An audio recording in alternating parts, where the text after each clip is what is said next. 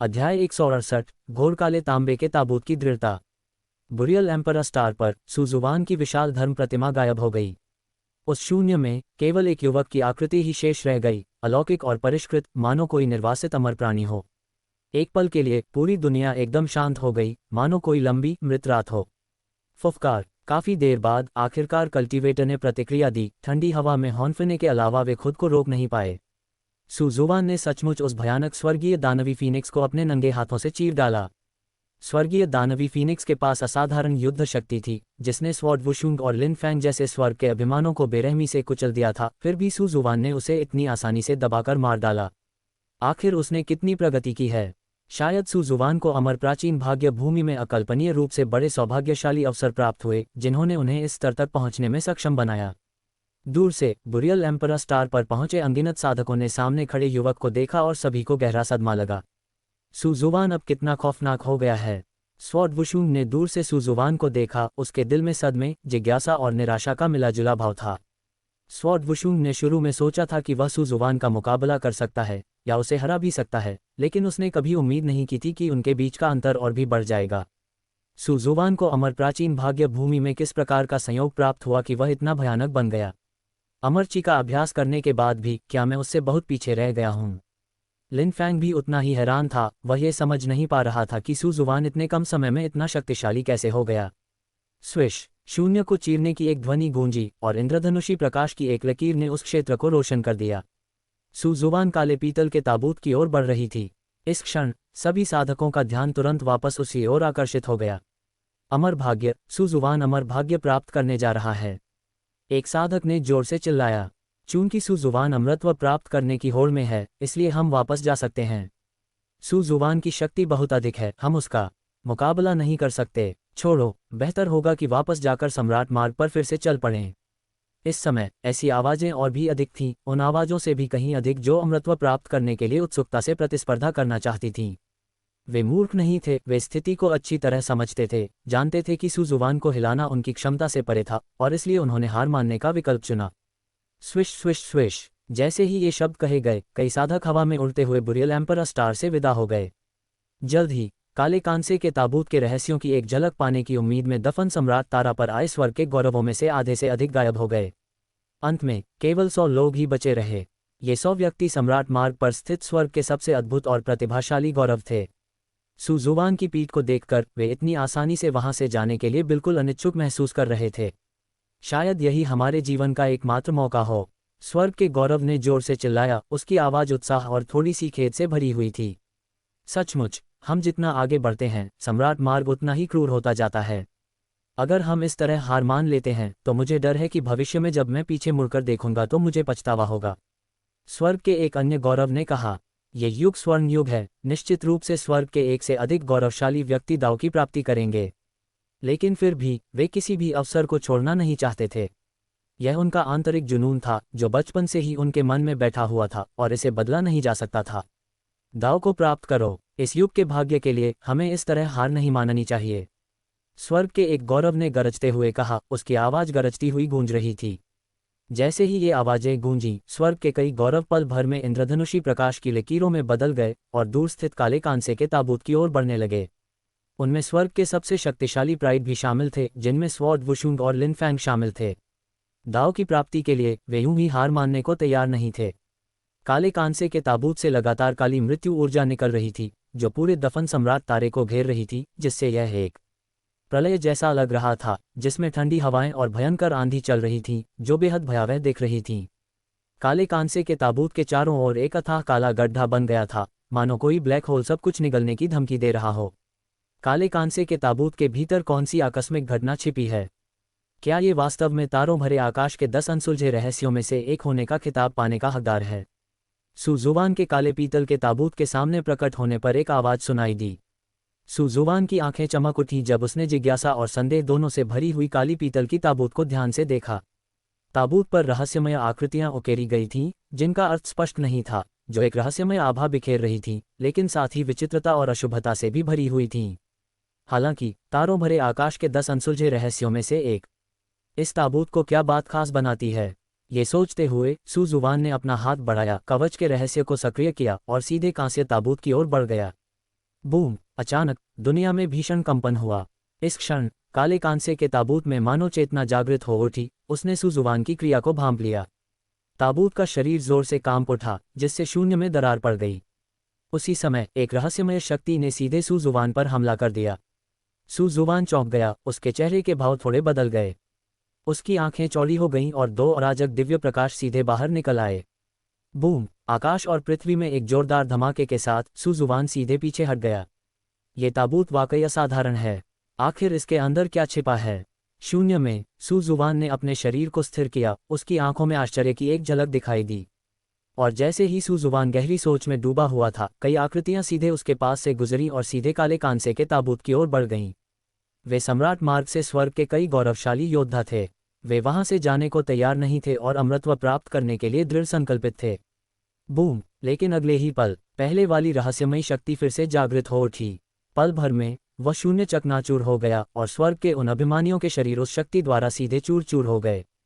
पल भर में अंतरिक्ष में सन्नाटा छा गया। स्वर्ग के कई गौरवशाली प्राणी तुरंत अपनी जगह पर रुक गए, शून्य में स्तब्ध खड़े रहे, उनकी पीठ से ठंडा पसीना बह रहा था। वह कैसी शक्ति थी जो शिखर पर पहुंचे एक संत को पल भर में नष्ट करने में सक्षम थी? किसी ने भय और अपार राहत के मिले जुले भाव से कहा कि वे सबसे तेजी से हमला करने वाले नहीं थे। पीतल के ताबूत के भीतर कोई बड़ा रहस्य छिपा हो सकता है, लेकिन उस ताबूत को खोलने के लिए कम से कम एक महान संत के स्तर की साधना की आवश्यकता हो सकती है। स्वर्ग के गौरव ने कहा, मुझे कोशिश करने दीजिए। एक आवाज सुनाई दी। ये स्वॉर्ड वुशुंग था। शून्य में स्वॉर्ड वुशुंग ने अपनी सम्राट तलवार धारण की हुई थी। उसकी तलवार की शक्ति 9 आकाशों तक पहुंच रही थी, जिससे एक तीक्ष्ण धार निकल रही थी। उसकी मानसिकता अच्छी थी। वह कुछ देर पहले स्वर्गीय राक्षसी फीनिक्स द्वारा कुचले जाने की शर्मिंदगी से जल्दी उबर गया। स्विश! स्वॉर्ड वुशुंग के शब्द समाप्त होते ही एक अद्वितीय तलवार की रोशनी तुरंत प्रज्वलित हो उठी। स्वर्ग और मनुष्य के बीच एकता का उनका तलवार दाव क्षेत्र एक तलवार सम्राट को टक्कर देने के लिए पर्याप्त था, जो तलवार वुशुंग के आत्मविश्वास का स्रोत था। बूम! तलवार की ऊर्जा ने काले रसातल में स्थित कांसे के ताबूत पर प्रहार किया, जिससे एक ऐसी प्रचंड ध्वनि उत्पन्न हुई जिसने आकाश और पृथ्वी को हिला दिया। हालांकि काले कांसे का ताबूत पूरी तरह से स्थिर रहा, बिना किसी प्रतिक्रिया के, मानो वह अंतरिक्ष में जम गया हो। इस क्षण न केवल स्वॉर्ड वुशुंग बल्कि स्वर्ग के अन्य गौरव भी पल भर में स्तब्ध रह गए। स्वॉर्ड दाव में सबसे अधिक मारक क्षमता होती है। इसके अलावा स्वॉर्ड वुशुंग इस युग के स्वॉर्ड दाव सम्राट थे। फिर भी इसके बावजूद स्वॉर्ड वुशुंग की तलवार काले कांसे के ताबूत को जरा सा भी हिला नहीं सकी। फिर पूरी दुनिया में ऐसा कौन हो सकता है जो इसे हिला सके? स्वॉर्ड वुशुंग की तलवार भी ताबूत की सुरक्षा को भेद नहीं सकती, तो शायद मैं भी नहीं भेद पाऊंगा। शून्य में लिन फैंग ने मन ही मन बुदबुदाया। यद्यपि उसने अमरची का अभ्यास किया था और उसके पास तलवार वुशुंग को हराने के लिए पर्याप्त जबरदस्त युद्ध शक्ति थी, लेकिन विशुद्ध मारक क्षमता के मामले में वह वास्तव में तलवार वुशुंग से हीन हो सकता है। अध्याय 169 घास के आकार की तलवार तकनीक। कांसे के ताबूत को काटो। कुछ देर तक वह स्थान सन्नाटे में डूबा रहा। किसी को समझ नहीं आ रहा था कि क्या करें। सब लोग काले कांसे के ताबूत को देखते रह गए, मानो कुछ समझ ही न पा रहे हों। ठीक इसी क्षण तलवार वुशुंग की तुलना में कहीं अधिक भयानक तलवार की शक्ति ने पल भर में पूरी दुनिया को घेर लिया। अचानक प्रकट हुई भयानक तलवार की शक्ति को महसूस करते हुए वहां मौजूद स्वर्ग के सभी गौरव स्तब्ध रह गए। इस स्वॉर्ड इंटेंट के साथ क्या हो रहा है? स्वर्ग के अभिमानियों ने उस स्रोत को संदेह भरी निगाहों से देखा जहां से असीम तलवार की शक्ति प्रवाहित हो रही थी। वहां सुजुवान थी। हालांकि इस समय सुजुवान के हाथ में पहले से ही एक सम्राट तलवार थी। अमर संहारक तलवार को पकड़े हुए सुजुवान के काले बाल हवा के बिना लहरा रहे थे, मानो कोई अजय तलवारबाज अमर देवताओं और राक्षसों का संहार कर रहा हो। इतनी भयानक तलवार शक्ति मेरी तलवार की कला से भी कहीं अधिक गहरी। ऐसा लगता है मानो यह मूल स्तर की तलवार शक्ति हो। ये कैसे संभव है? इस समय स्वॉर्ड वुशुंग की आंखें चौड़ी हो गईं और वह अविश्वास और हैरानी भरे भाव से अपने सामने खड़ी सुजुवान को घूरने लगा। स्वॉर्ड वुशुंग को शुरू में लगता था कि उसकी तलवारबाजी की कला ने एक युग को दबा दिया है और वह एक अजेय अस्तित्व है, लेकिन उसे यह उम्मीद नहीं थी कि सुजुवान जैसा विकृत मानसिकता वाला व्यक्ति न केवल उसे शक्ति में कुचल देगा बल्कि तलवारबाजी के अपने सबसे गौरवशाली क्षेत्र में भी उसे पछाड़ देगा। सुजुवान ने कैसे किया विकास? इतनी कम उम्र में वह अनेक क्षेत्रों में इतनी भयावह ऊंचाइयों तक कैसे पहुंच गया? ये दृश्य देखकर लिन फैंग का चेहरा भी पूरी तरह बदल गया। वह विश्वास से भर गया। सुजुवान के प्रदर्शन ने एक बार फिर स्वर्ग के गौरव के बारे में उनकी समझ को ताज़ा कर दिया। स्वर्ग के दर्जनों गौरवों की निगाहों के नीचे सुजुवान अंततः हिल गया। तलवार पकड़े हुए हाथ में हल्की सी कंपकंपी हुई। पलक झपकते ही तलवार की ऊर्जा से संघनित होकर घास का एक छोटा सा तिनका बन गया। इस पर स्वर्ग के सभी अभिमानी एक बार फिर अचंभित हो गए। घास का एक छोटा सा तिनका, क्या चल रहा है? क्या ये सू जुबान की तलवारबाजी की विधि है? घास का वह छोटा सा तिनका जरूर अजीब होगा, यह इतना आसान नहीं हो सकता। सू जुबान की दिव्य क्षमता में जरूर कोई असाधारण पहलू होंगे। इसके बावजूद वहां मौजूद स्वर्ग के किसी भी अभिमानी देवता ने सू जुबान का मजाक उड़ाने की हिम्मत नहीं की। उनकी नज़र में सू जुबान ने जो कुछ भी किया उसके पीछे कोई न कोई कारण जरूर रहा होगा। जैसा कि उम्मीद थी, अगले ही पल स्वर्ग के सभी गौरवों के चेहरे नाटकीय रूप से बदल गए। उनकी पुतलियां चौड़ी हो गईं, सदमे से भर गईं। उन्होंने देखा कि शून्य में घास का वह छोटा सा तिनका अचानक एक विशाल आकाशगंगा में प्रकट हो गया। आकाशगंगा के भीतर तारे चकाचौंध कर रहे थे, लेकिन उनमें से कोई भी उस छोटे से घास के तिनके जितना चमकीला नहीं लग रहा था। यह नौपत्ती वाली तलवार घास है। अचानक एक किसान ने कुछ उत्तेजित होकर घास के छोटे से तिनके का नाम पुकारा। नौपत्ती वाली तलवार घास, जो आदिम युग के 10 भयंकर जीवों में से एक के रूप में जानी जाती थी, अपनी अद्वितीय आक्रमण शक्ति के लिए प्रसिद्ध थी। और अब नौपत्ती वाली तलवार घास की विधि को वास्तव में इस तरह प्रदर्शित किया जा रहा था। क्या ये वही पौराणिक ग्रास कैरेक्टर स्वॉर्ड सीक्रेट है? घास चरित्र तलवार रहस्य, वह तलवार दाव की सर्वोच्च आक्रामक दिव्य क्षमता थी। यदि शक्ति को चरम सीमा तक बढ़ाया जाए तो हाथ उठाते ही तलवारें दुनिया की सभी दिशाओं में तैरने लगेंगी और तलवारों का प्रकाश सब कुछ नष्ट कर देगा। स्वॉर्ड वुशुंग ने एक बार स्वॉर्ड सम्राट की विरासत में इस तलवार दाव दिव्य क्षमता का एक खंडित पृष्ठ देखा था। उस समय स्वॉर्ड वुशुंग को इस तलवार दाव दिव्य क्षमता की तीव्र इच्छा थी। ये खेदजनक था कि यह दिव्य क्षमता समय की धूल में दबकर लुप्त हो गई थी। लेकिन अब स्वॉर्ड वुशुंग ने वास्तव में अपनी आंखों से इस दिव्य क्षमता को देख लिया था। इससे स्वॉर्ड वुशुंग बेहद उत्साहित हो गया, लेकिन उसी समय स्वॉर्ड वुशुंग भी बेहद उदास महसूस कर रहा था। तलवारबाजी का उनका वह कौशल, जिस पर उन्हें हमेशा गर्व रहा था, सू जुबान के सामने पूरी तरह चकनाचूर होता प्रतीत हुआ। उन्होंने देखा कि तारों भरे आकाश में घास का छोटा सा तिनका तेजी से बढ़ता गया, युवावस्था से परिपक्वता की ओर, कमजोरी से भव्यता की ओर। अंततः ये दुनिया की सबसे तेज तलवार में बदल गई। अगले ही पल तलवार की रोशनी और भी तेज हो गई। बूम! उस तलवार की ऊर्जा ने सीधे काले कांसे के ताबूत पर प्रहार किया, जिससे इतनी भीषण ध्वनि उत्पन्न हुई कि आकाश और पृथ्वी कांप उठे। टकराना! ऐसी तीव्र तलवार ऊर्जा के कारण काले कांसे का ताबूत बुरी तरह कांप उठा। और तब दरार! काले कांसे के ताबूत से एक कर्कश आवाज निकली और वह सीधे टुकड़ों में बिखर गया। कुछ समय के लिए एक और भी अधिक विशाल काली मृत्यु ऊर्जा अचानक पूरी दुनिया में फैल गई। लेकिन अगले ही पल दुनिया में पवित्र अमर प्रकाश की किरणें चमक उठीं, जो अविश्वसनीय रूप से चमकदार थीं, जिससे लोगों के लिए अपनी आंखें खोलना असंभव हो गया और सीधे देखना मुश्किल हो गया। जब अमर प्रकाश फीका पड़ गया तो सभी लोग भीतर का दृश्य देख सके। यह एक और सफ़ेद जेड पत्थर का ताबूत था, पूरी तरह से शुद्ध सफ़ेद, जिससे एक पवित्र आभा निकल रही थी। तो काले कांसे का ताबूत तो सिर्फ एक बाहरी ताबूत था और असली ताबूत तो अंदर था। ये कितना जादुई है! मुझे आश्चर्य है कि इस रहस्यमय ताबूत के अंदर क्या है। एक लाश या कोई खजाना? कुछ समय के लिए सभी का ध्यान शून्य में रखे सफ़ेद जेड के ताबूत की ओर गहराई से आकर्षित हो गया और वे प्रशंसा में विस्मय व्यक्त करने से खुद को रोक नहीं सके। मुझे एक जानी पहचानी अनुभूति हो रही है। सफ़ेद जेड का ताबूत प्रकट होते ही सू जुबान को एक अजीब सी अनुभूति हुई। अदृश्य रूप में सू जुबान को यह महसूस हुआ कि सफ़ेद जेड के ताबूत में जो कुछ भी है वह उससे ही संबंधित होना चाहिए। यह एक अंतर्ज्ञान था और साथ ही एक मार्गदर्शन भी, जिसे समझाना मुश्किल है, लेकिन यह वास्तव में मौजूद था। शायद इसमें पुनर्जन्म शामिल था। लेकिन चाहे कुछ भी हो जाए, जिस क्षण सू जुबान के मन में वह भावना उत्पन्न हुई, सफ़ेद जेड का ताबूत केवल उसका ही हो सकता था। ये ताबूत सिर्फ मेरा हो सकता है। अगर तुम इसे पाना चाहते हो तो मुझे हराओ। सू जुबान ने अपना सिर घुमाया, उपस्थित स्वर्ग के गौरवों पर सरसरी नजर डाली और हल्के स्वर में बोला। पल भर में वह स्थान शांत हो गया और एक दमनकारी आभा तुरंत पूरी दुनिया में फैल गई। कुछ समय के लिए सभी साधक दमित प्रतीत हुए, एक एक करके अपना सिर झुकाते हुए सू जुबान की निगाहों से मिलने की हिम्मत नहीं कर रहे थे। सू जुबान के शब्दों से कुछ साधक हल्के से काम भी गए। इस समय स्वर्ग के गौरव अमर प्राचीन दुनिया में लौट आए प्रतीत हुए। उस समय सू जुबान के ऐसे दबाव में उन्हें भी भय का अनुभव हुआ। ऐसा लगा जैसे वे एक दुर्गम पर्वत का सामना कर रहे हों। चूंकि भाई सू जुबान पहले ही ऐसा कह चुके हैं, इसलिए मैं इस होड़ में भाग नहीं लूंगा। लगता है मैं गलत जगह आ गया हूँ। मुझे याद है, मैं तो बस यहाँ का नज़ारा देखने आया था, है ना? सभी को नमस्कार। मुझे अचानक याद आया कि मेरा दाव साथी सम्राट मार्ग पर खो गया है, इसलिए मैं पहले पीछे हट जाऊंगा। सभी किसान। अध्याय 170 पुनर्जन्म का अमर ताबूत। सुजुवान के दबाव में आकर स्वर्ग के गौरव ने सफ़ेद जैद ताबूत के लिए चल रहे संघर्ष से खुद को अलग कर लिया और जल्दी से वहां से चला गया। उन्होंने अपने बचाव में कई बेतुके बहाने भी गढ़े।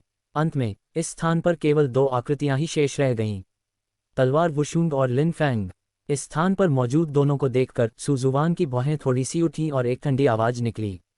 क्या आपका जाने का कोई इरादा नहीं है? जैसे ही आवाज़ सुनाई दी, 3 अमर ऊर्जा सुजुवान के शरीर के चारों ओर घूमने लगी। तुरंत ही स्वॉर्ड वुशुंग और लिन फैंग दोनों स्तब्ध रह गए, उनके चेहरे अविश्वास से भर गए। पल भर में स्वर्ग के 2 अद्वितीय गौरवों के शरीर कांपने लगे। 3 अमर ची, ये कैसे संभव है? लिन फैंग हक्का बक्का रह गया, उसकी सोचने समझने की क्षमता पूरी तरह खत्म हो गई थी। लिन फैंग ने शुरू में सोचा था कि अपने पिता की मदद से एक अमरची का विकास करना ही उसके लिए सभी नायकों पर हावी होने और सम्राट मार्ग को पार करने के लिए पर्याप्त होगा। लेकिन भला किसने सोचा होगा कि सुजुवान ने पहले ही 3 अमरची आई का अभ्यास कर लिया होगा। 3 अमर ऊर्जाओं का विकास करना, ये कैसे संभव है? अतीत में सम्राट मार्ग के समाप्त होने के बाद भी ऐसा कोई व्यक्ति कभी प्रकट नहीं हुआ था। स्वॉर्ड वुशुंग भी उतनी ही हैरान थी, यहाँ तक कि कुछ हद तक अविश्वास भी कर रही थी। इस दुनिया में ऐसा विचित्र प्राणी कैसे मौजूद हो सकता है? क्या ये वाकई लोगों को जीने देना है? क्या कहते हो? क्या तुम्हारे पास अब भी कोई विचार हैं? सुजुवान ने भावहीन चेहरे से उन दोनों को घूरते हुए उदासीनता से कहा। उस ठंडी आवाज ने तुरंत उनके विचारों को वापस उनकी ओर खींच लिया। नहीं नहीं, इस समय यहाँ तक कि स्वॉर्ड वुशुंग और लिन फैंग जैसे सबसे शक्तिशाली स्वर्ग के गौरव भी हार स्वीकार करने के लिए विवश हो गए। वह 3 अमरची थी, कौन इसका मुकाबला कर सकता था? तुम दोनों यहाँ से चले जाओ, सुजुवान ने अब भी उदासीनता से कहा, उसकी आवाज़ में ठंडक भरी हुई थी। अच्छा, स्वॉर्ड वुशुंग और लिन फैंग ने सिर हिलाया और सुजुवान को ध्यान से देखा। कुछ अनिच्छा के बावजूद दोनों ने जाने का फैसला किया। ... उन दोनों के चले जाने के बाद पूरा बुरियल एम्परर स्टार एकदम शांत सन्नाटे में डूब गया। इस वातावरण में सुजुवान ने छोटे छोटे कदम बढ़ाते हुए धीरे धीरे शून्य में लटके हुए सफ़ेद जैद के ताबूत की ओर चलना शुरू किया। सुजुवान को सबसे ज़्यादा आश्चर्य इस बात से हुआ कि जैसे जैसे वह सफ़ेद जैद के ताबूत के करीब पहुंचता गया, उसकी पहले वाली भावना और भी प्रबल होती गई। इससे सुजुवान का मूड अचानक से बेहतर होने लगा। तब ऐसा प्रतीत हुआ कि सफ़ेद जैद पत्थर का ताबूत निश्चित रूप से उससे संबंधित था। जैसे जैसे वह सफ़ेद जैद के ताबूत के करीब पहुंचता गया, सुजुवान का चेहरा और भी गंभीर होता गया और उसके दिल में एक अजीब सी भावना उत्पन्न हुई। यह एहसास ऐसा था मानो पांडोरा का बक्सा खुलने ही वाला हो, जिससे भय, जिज्ञासा और प्रत्याशा उत्पन्न हो रही थी। सफ़ेद जैद पत्थर का ताबूत एक अमर ताबूत की तरह एक पवित्र अमर प्रकाश उत्सर्जित कर रहा था, और जैसे ही सुजुवान पास पहुंची, वह अमर प्रकाश वास्तव में और भी घना हो गया। इस जैद के ताबूत के अंदर आखिर क्या है? सुजुवान ने उलझन में खुद से बुदबुदाया। पास आकर सुजुवान ने अपना सिर नीचे किया और लगभग पारदर्शी जैद ताबूत में देखा। अचानक सुजुवान की निगाहें तेजी से तन गईं और वह कुछ कदम पीछे हटने के लिए मजबूर हो गया। शून्य में सुजुवान के चेहरे पर कुछ आश्चर्य के भाव थे। जैद ताबूत के अंदर का दृश्य उसके दिमाग में गहराई से अंकित था, जो लंबे समय तक बना रहा। अंदर एक लाश थी, हालांकि वह निश्चित रूप से एक साधारण शव नहीं था। इसने सुजुवान को एक अवर्णनीय रूप से अजीब सी अनुभूति दी। अभी अभी जब जैद के ताबूत में रखा शव नजर आया तो सुजुवान को सचमुच घुटन महसूस हुई। साथ ही साथ एक तरह की परिचितता का भी एहसास था। जैद के ताबूत में वह शव आखिर किसका है? सुजुवान ने उलझन में खुद से बुदबुदाया। अपने मन को शांत करने के बाद सुजुवान फिर से जैद के ताबूत के पास गया और एक बार फिर अंदर देखा। बूम! पल भर में सुजुवान को ऐसा लगा जैसे उसे बिजली का झटका लगा हो। उसका शरीर अनायास ही थोड़ा कांपने लगा। जैद के ताबूत में रखा शव बिल्कुल उसी की तरह दिखता था। ये कैसे संभव है? सुजुवान इतना डर गया कि वह कुछ कदम पीछे हट गया। उसका चेहरा आश्चर्य और सदमे से भरा हुआ था। सुजुवान का चेहरा भी पीला पड़ गया और उसकी पीठ से लगातार ठंडा पसीना टपक रहा था।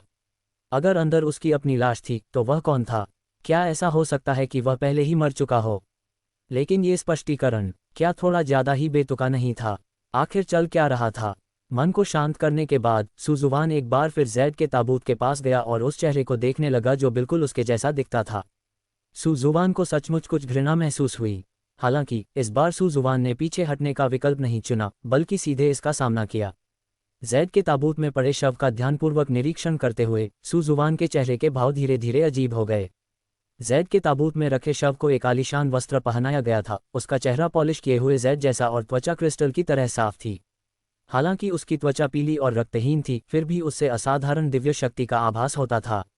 ऐसा लग रहा था मानो अगर वह जाग जाए तो वह एक अजेय शख्सियत बनकर दुनिया पर नजर रखेगा। और इसी क्षण सुजुवान ने अंततः जैद ताबूत के भीतर मौजूद 4 स्पष्ट अक्षरों को देखा। पुनर्जन्म अमर ताबूत। इस ताबूत को पुनर्जन्म का ताबूत कहा जाता है। क्या इसका पुनर्जन्म से कोई संबंध हो सकता है?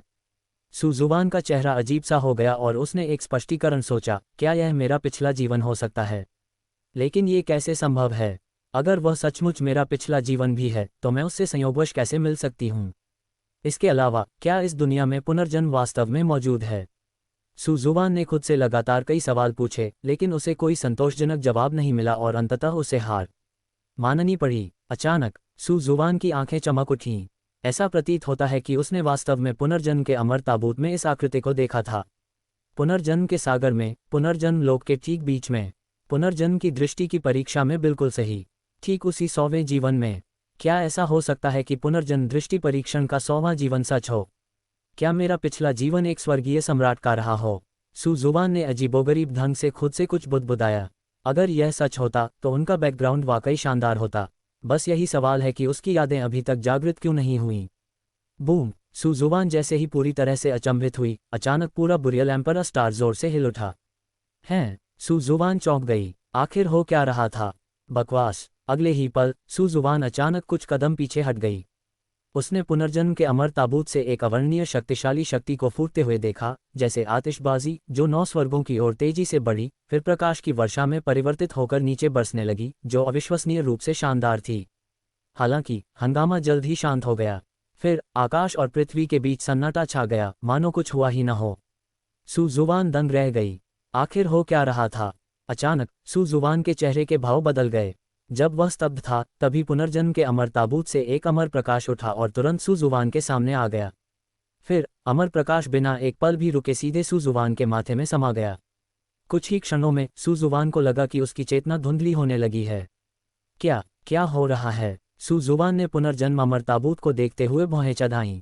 धुंधलेपन में सुजुवान ने वास्तव में देखा, अमर ताबूत में लेटे हुए व्यक्ति ने अपनी आंखें खोल दीं।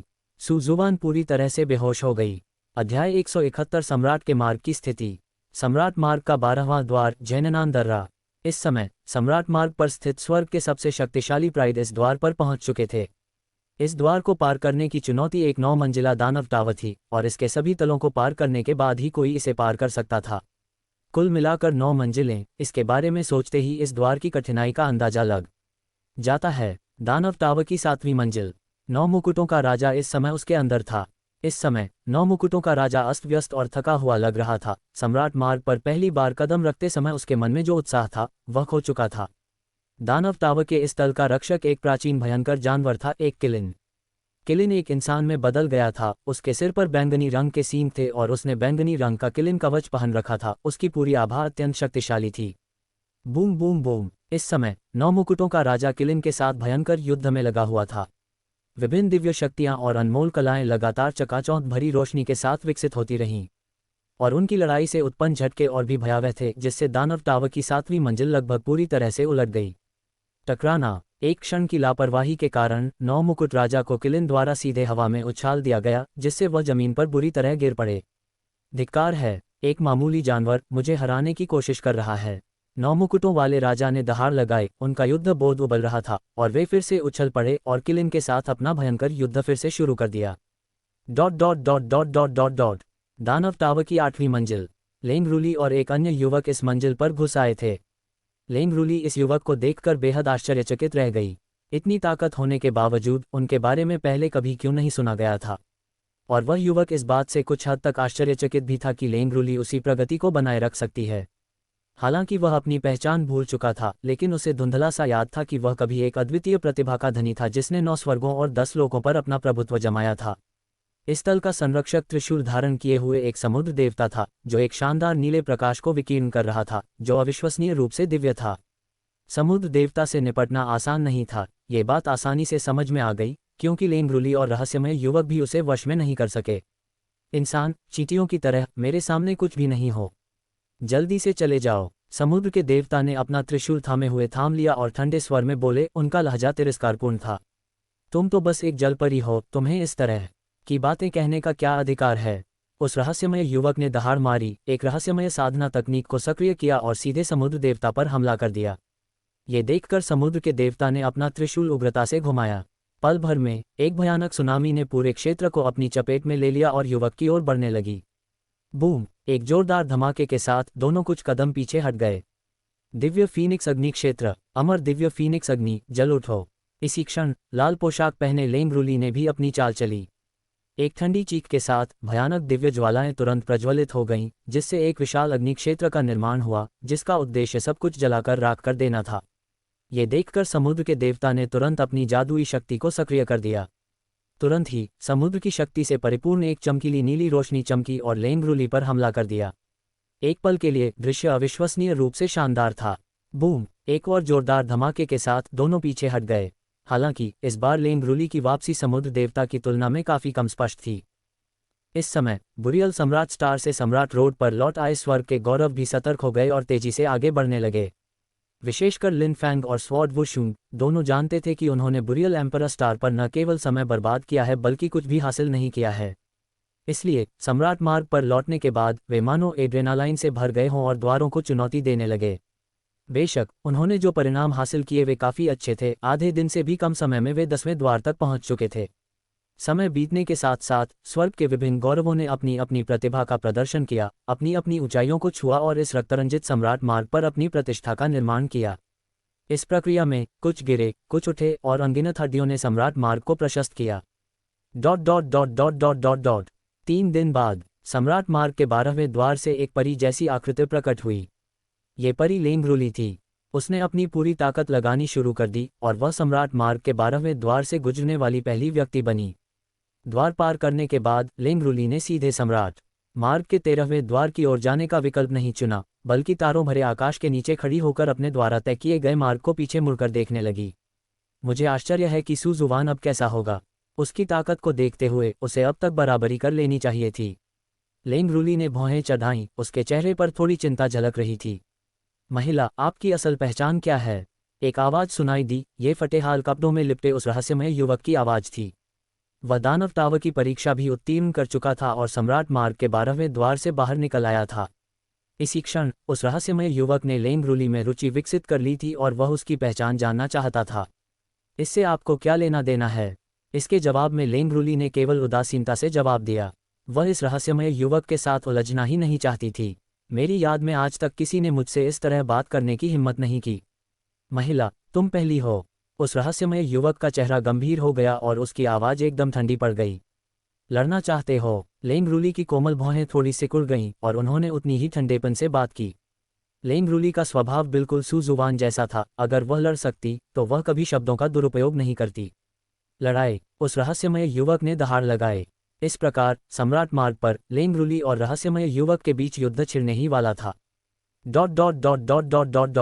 इस समय स्वॉर्ड वुशुंग, लिन फैंग और स्वर्ग के कई अन्य अद्भुत गौरव सम्राट रोड 12वें द्वार पर पहुंच चुके थे और दानव टावर को साफ करना शुरू कर चुके थे।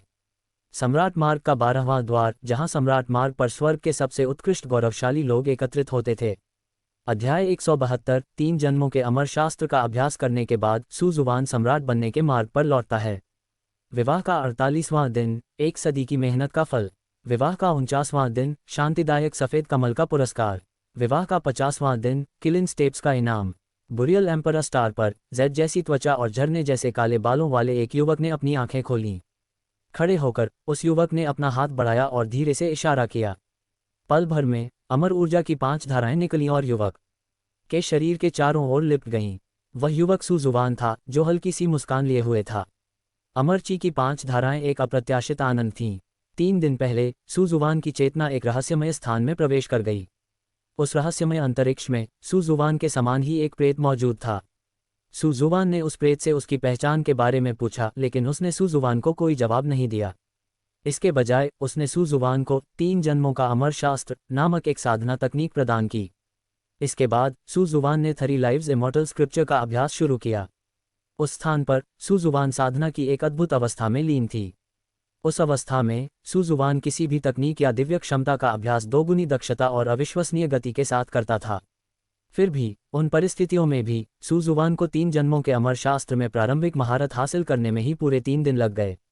और 3 जन्मों के अमर शास्त्र पर प्रारंभिक महारत हासिल करने के बाद सुजुवान ने सफलतापूर्वक अमरची की 3 धाराओं का विकास किया। एक विचार के साथ सुजुवान के दिव्य महल के भीतर सचमुच 3 फूल प्रकट हुए। एक फूल में समय की एक ऐसी आभा थी मानो वह अतीत में मौजूद हो। एक और फूल आधा वास्तविक और आधा मायावी था, जो देखने में मौजूद होते हुए भी अनुपस्थित प्रतीत होता था, मानो वह भविष्य में विद्यमान हो। और वहाँ एक तीसरा फूल था जो भव्य और अत्यंत पवित्र था, जिस पर एक छोटी सी आकृति बैठी हुई थी। अगर कोई गौर से देखे तो उसे पता चलेगा कि वह छोटी सी आकृति असल में सुजुवान का लघु रूप थी। 3 जन्मों वाली आदिम आत्मा। जी हाँ, 3 जन्मों के अमर शास्त्र का अध्ययन करने के बाद सुजुवान ने वास्तव में 3 आदिम आत्माओं को संघनित किया। तीनों आदिम आत्माएं अतीत, वर्तमान और भविष्य का प्रतिनिधित्व करती थीं। हालांकि वर्तमान में इन 3 फूलों में से केवल वर्तमान का प्रतिनिधित्व करने वाले फूल ने ही एक लघु आदिम आत्मा को प्रकट किया है। बाकी 2 फूल खाली थे। इसका कारण ये था कि सुजुवान ने अभी तक अन्य 2 आदिम आत्माओं को संघनित नहीं किया था। हालांकि सुजुवान बिल्कुल भी निराश नहीं हुई, क्योंकि 3 जन्मों के अमर शास्त्र में वर्णित विवरण के अनुसार एक बार जब इसे महान सिद्धि तक संवर्धित कर लिया जाता है तो अतीत, वर्तमान और भविष्य का प्रतिनिधित्व करने वाली 3 आदिम आत्माएं क्रमशः 3 महान विकास दाव फूलों पर संघनित हो जाएंगी। 3 जन्मों वाले आदिम आत्मा के साथ जब तक कोई भी अस्तित्व में रहेगा, आदिम आत्मा शाश्वत रूप से अविनाशी रहेगी। दूसरे शब्दों में कहें तो 3 जन्मों के अमर शास्त्र का गहन अध्ययन करने के बाद सुजुवान के पास 3 जन्म भी हो सकते थे। ये तो सरासर असंभव था। यद्यपि 3 जन्मों के अमृतत्व के शास्त्र का अभ्यास करना कठिन है, लेकिन जब तक मैं दृढ़ संकल्पित रहूंगा, मुझे विश्वास है कि एक दिन ऐसा अवश्य आएगा जब मैं महान उपलब्धि प्राप्त करूंगा। सुजुवान मन ही मन हंसते हुए बोला। ये सिर्फ सुजुवान ने शून्य में लटके हुए पुनर्जन्म अमर के ताबूत को देखा और उसके चेहरे पर एक बार फिर गंभीर भाव प्रकट हो गया। क्या अमर ताबूत में पड़ा शब्द सचमुच मेरा पिछला जीवन है? सुजुवान को पता नहीं था, लेकिन अपने अंतर्मन में उसे एक पूर्वाभास हो गया था। और ऐसा ही हुआ। चूंकि मैं निश्चित नहीं हो सकती, इसलिए मैं इसे अभी अपने साथ ले जाऊंगी, सुजुवान ने धीरे से कहा। फिर सुजुवान ने अपना हाथ हिलाया। अमर प्रकाश की एक चमक दिखाई दी और पुनर्जन्म का अमर ताबूत तुरंत सुजुवान के स्थानिक घेरे में समा गया। सम्राट मार्ग समाप्त होने के बाद मुझे सुपरिवार या दायान पवित्र भूमि में लौटना होगा। मैं हमेशा एक लाश को अपने साथ ढोना नहीं चाहता, सुजुवान ने धीमी आवाज में कहा। फिर सुजुवान ने दूर तक देखा। वह सम्राट मार्ग की दिशा थी। अब सम्राट मार्ग पर लौटने का समय आ गया है। जैसे ही उसकी आवाज धीमी हुई, सुजुवान की आकृति बुरियल एम्परर स्टार से गायब हो गई। ... सम्राट मार्ग पर लौटते हुए सुजुवान 9वें दर्रे पर पहुंच गया। इससे पहले वह इस मुकाम तक पहुंच चुका था। गाजियन, बाहर आओ और लड़ो। जैसे ही वह सम्राट मार्ग के 9वें दर्रे पर लौटा, सुजुवान ने शाही दर्रे के अंदर की ओर जोर से चिल्लाया। उसकी आवाज से पूरा ब्रह्मांड और तारों भरा आकाश कांप उठा। ऐसी आवाज सुनकर स्वर्ग के गौरव, जो इस समय सम्राट मार्ग के 9वें दर्रे को पार करने की चुनौती का सामना कर रहे थे, पल भर में हक्का बक्का रह गए। आखिर ये कौन था जो इतना अहंकारी था कि उसने सीधे गाजियन को मैदान में आकर लड़ने के लिए बुला लिया? युवावस्था का जोश हमेशा अच्छी बात नहीं होती। एक दमदार आवाज गूंजी और एक वृद्ध आकृति प्रकट हुई। ये सम्राट मार्ग के 9वें दर्रे का रक्षक ही था। उसके प्रकट होते ही एक भयावह आभा ने तुरंत पूरे तारामंडल को घेर लिया। महान संत! स्वर्ग के सभी स्वामियों को आश्चर्य हुआ। क्या ये रक्षक संत जगत के शिखर पर नहीं था? वह अचानक महान संत जगत में कैसे पहुंच गया? शून्य में संरक्षक ने एक चंचल मुस्कान प्रकट की। इस युवक ने यहाँ इतना अहंकार दिखाने और शोर मचाने की हिम्मत की, तो इसका मतलब है कि उसमें काफी ताकत होगी। उसे भी उससे मुकाबला करने के लिए अपनी पूरी ताकत लगानी पड़ी। युवक, क्या तुम ही वह व्यक्ति हो जो चुनौती देना चाहता है? बूढ़े व्यक्ति की ठंडी आवाज गूंज उठी, जिसमें दुनिया को नीचा दिखाने वाला दबंग अहंकार झलक रहा था। धमाका! अचानक आकाश और पृथ्वी के बीच एक भीषण गर्जना गूंज उठी। शून्य में देखने पर बूढ़े व्यक्ति का कोई निशान नहीं बचा था। वह खून के धुंध में विलीन हो चुका था। इस दृश्य ने पल भर में पूरे 9वें दर्रे को सन्नाटे में भर दिया। एक पल के लिए स्वर्ग के सभी अभिमानी अवाक रह गए। उन्होंने क्या देखा? एक महान संत स्तर के रक्षक को एक ही मुक्के से मार डाला गया। कितनी भयानक ताकत है! वह युवक कौन है? इससे पहले कि वे कुछ सोच पाते, एक अराजक ग्रैंड दाव सीधे तारों भरे आकाश को भेदता हुआ प्रकट हुआ और युवक ने ग्रैंड दाव पर कदम रखा और सीधे सम्राट मार्ग के 10वें दर्रे की ओर बढ़ गया। सुशुवान! जैसे ही शक्ति प्रदर्शन का ये प्रतीकात्मक नमूना सामने आया, किसी ने तुरंत उस युवक की पहचान उजागर कर दी। क्या वह सुजुवान है? इसीलिए तो वह इतना शक्तिशाली है। लेकिन सुजुवान अभी तक यहीं क्यों पहुंची है? अगर मैं गलत नहीं हूं तो सुजुवान अमरता का अवसर पाने के लिए उस दफन सम्राट तारामंडल में गया होगा। इतनी देर से लौटने के कारण संभवतः उसे वह अमरता का अवसर पहले ही मिल चुका होगा। कितना भयानक। सुजुवान की सम्राट मार्ग पर वापसी निश्चित रूप से खून खराबे का तूफान लाएगी। सम्राट मार्ग पर फैंग यून का उदय होगा। अनगिनत साधकों ने सुजुवान की दूर जाती हुई आकृति को देखकर विस्मय व्यक्त किया। बूम। सम्राट मार्ग 10वां दर्रा पार कर लिया। बूम। एम्परर रोड 11वां दर्रा पार कर लिया। महज कुछ ही मिनटों में अराजक ग्रैंड दाओ ने सीधे सम्राट मार्ग के 12वें दर्रे जैननान दर्रे का मार्ग प्रशस्त कर दिया। अध्याय 173 जैननान दर्रा। 9 मंजिला दानव टावर। क्या ये जैननान दर्रा है? कहा जाता है कि यह सम्राट मार्ग का एक काफी कठिन दर्रा है। मैं देखना चाहता हूं कि यह वास्तव में कितना कठिन है। सुजुवान जैननान दर्रे पर उतरा, अराजकता के महान मार्ग पर कदम रखते हुए, और धीरे धीरे जमीन पर उतरा। ये तो सुजुवान है। वो सचमुच इतनी जल्दी जैननान दर्रे तक पहुंच गया। हाँ, क्या वह लंबे समय से बुरियल एम्परर स्टार पर ही नहीं रुका हुआ था और उसके बारे में कोई खबर नहीं थी? वह भी लौटा है और वह सीधे जैननान दर्रे पर उतरा है। ये सचमुच आश्चर्यजनक है। स्वर्ग के कुछ गौरवशाली सदस्य जो पहले दफन सम्राट तारामंडल का दौरा कर चुके थे, सुजुवान के आगमन को देखकर विस्मय से भर उठे। सुजुवान को पूरे 3 दिनों से कोई खबर नहीं मिली थी। दूसरे शब्दों में कहें तो इन 3 दिनों के दौरान सुजुवान एक तरह के खालीपन की स्थिति में थी। लेकिन फिर भी सुजुवान 3 दिनों के बाद जैननान दर्रे की ओर दौड़ पड़ा और इस युग के सर्वोच्च स्वर्ग के गौरव के स्तर तक पहुंच गया। सुजुवान ने इन चर्चाओं को सीधे तौर पर नजरअंदाज कर दिया और जैननान दर्रे के दानव टावर में प्रवेश कर गया। सुजुवान दानव टावर में प्रवेश कर चुका है। मुझे आश्चर्य है कि उसे दानव टावर पार करने में कितना समय लगेगा। मुझे लगता है इसमें शायद 3 दिन लगेंगे, क्योंकि मैंने सुना है कि इस बार सम्राट मार्ग पर स्वर्ग के सबसे शक्तिशाली अभिमान को दानव टावर पार करने में पूरे 3 दिन लगे। हे 3 दिन? तो तुम सुजुवान को बहुत कम आंक रहे हो। सुजुवान की तुलना स्वर्ग के अन्य गौरवों से नहीं की जा सकती। ऐसा कैसे? मैं तो सुजुवान को स्वर्ग के सर्वोच्च गौरवों में से एक मानता हूं। क्या ये काफी नहीं है? सुजुवान का आतंक हमारी कल्पना से परे है। Boom boom boom. जैसे ही स्वर्ग के गौरव जो सम्राट मार्ग के 12वें द्वार पर पहुंच चुके थे, सुजुवान के बारे में गर्मागर्म चर्चा में लगे हुए थे, तभी अचानक दानव टावर के भीतर एक बड़ा हंगामा मच गया। यह कोलाहल इतना भयावह था कि मानो आकाश और पृथ्वी गरज रहे हों। क्या हो रहा है? मुझे ऐसा क्यों लग रहा है कि पूरा दानव टावर बुरी तरह हिल रहा है? क्या मुझे मतिभ्रम हो रहा है? यह कोई भ्रम नहीं है। दानव टावर सचमुच हिल रहा है। एक पल के लिए स्वर्ग के सभी अभिमानियों के चेहरे के भाव पूरी तरह से बदल गए और वे अवाक और अतुलनीय रूप से स्तब्ध होकर दानव टावर को घूरने लगे। उन्हें बिना सोचे समझे ही पता चल गया था कि इतना बड़ा हंगामा सुजुवान के कारण ही हुआ होगा। उन्हें इस बात पर हैरानी हो रही थी कि सुजुवान इतनी भयानक कैसे हो सकती है कि वह पूरे दानव टावर को हिला सकती है। बूम। कुछ सेकंडों में ऐसी धरती को हिला देने वाली गर्जनाएं गूंजती थीं। इससे दानव टावर के बाहर मौजूद साधकों के लिए अतिरंजित विचार न करना मुश्किल हो गया। सुजुवान, एक ही मौके में एक स्तर। बूम। फिर से तेज आवाज सुनाई दी। अरे, इधर मत आना। दानव टावर के बाहर मौजूद साधकों को धुंधले रूप से एक ऐसी दर्दनाक चीख सुनाई दी। तुरंत ही सभी साधकों के चेहरों पर अजीबोगरीब भाव दिखाई देने लगे। क्या चल रहा है? क्या यह इतना रोमांचक है? बूम। शोरगुल बंद हो गया। डायमंड टावर की 8वीं मंजिल। स्वॉर्ड वुशुंग और लिन फैंग इसी तल पर थे। इस समय इस तल पर एक अविश्वसनीय रूप से आश्चर्यजनक युद्ध छिड़ रहा था, जिसमें मंत्र आपस में गुथे हुए थे और जादुई शक्ति का प्रवाह हो रहा था, जो वास्तव में एक शानदार दृश्य था। हालांकि ये स्पष्ट था कि स्वॉर्ड वुशुंग और लिन फैंग नुकसान में थे, क्योंकि इस तल के समुद्र देवता ने उन्हें पूरी तरह से दबा रखा था। हे, चींटियां तो अंततः चींटियां ही होती हैं।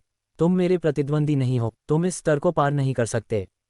समुद्र देवता ने मुकुट धारण किया हुआ था। वे आलीशान वस्त्रों से ढके हुए थे। उनके हाथ में समुद्र देवता का त्रिशूल था। उनका पूरा शरीर चकाचौंध भरी नीली रोशनी से जगमगा रहा था। वे शून्य में एक अघोषित राजा की तरह खड़े थे। दरअसल समुद्र देवता बहुत क्रोधित थे। स्वॉर्ड वुशुंग और लिन फैंग के दानव टावर की 8वीं मंजिल पर पहुंचने से पहले ही 5 स्वर्ग के गौरव ने उन्हें परास्त कर दिया था और वहां से चले गए थे। ऐसा पहले कभी नहीं हुआ था, यहाँ तक कि समुद्र के देवता को भी अपनी शक्ति पर संदेह होने लगा था। इसलिए समुद्र के देवता ने अपनी पूरी ताकत दिखाने का फैसला किया और देर से आने वालों को अपनी असली शक्ति का प्रदर्शन करने दिया। सम्राट मार्ग का 12वां द्वार जैननान दर्रा सम्राट मार्ग का एक प्रमुख दर्रा बन जाए। हम अभी अपनी सीमा तक नहीं पहुंचे हैं। आप ऐसा क्यों कहते हैं कि हम यह नहीं कर सकते? लिन फैंग ने दहाड़ लगाए, अपनी अमर ऊर्जा को सक्रिय किया और एक बार फिर समुद्र देवता की ओर प्रहार किया। समुद्र के देवता, आप हमें रोक नहीं सकते। उसी समय स्वॉर्ड वुशुंग ने भी अपनी सम्राट तलवार पकड़ी और ऊपर की ओर वार किया। शायद सुजुवान के सामने वे कुछ भी नहीं थे, लेकिन स्वर्ग के अन्य गौरव और अन्य प्राणियों के सामने वे वास्तव में अद्वितीय प्रतिभा के धनी थे। प्रतिभाशाली होने के नाते उनमें स्वाभाविक रूप से अपना अहंकार था, तो वे इतनी आसानी से हार कैसे स्वीकार कर सकते थे? हे, ये तो बस एक व्यर्थ का संघर्ष है। स्वॉर्ड वुशुंग और लिन फैंग के हमलों का एक साथ सामना करते हुए समुद्र देवता के चेहरे पर कोई खास बदलाव नहीं आया।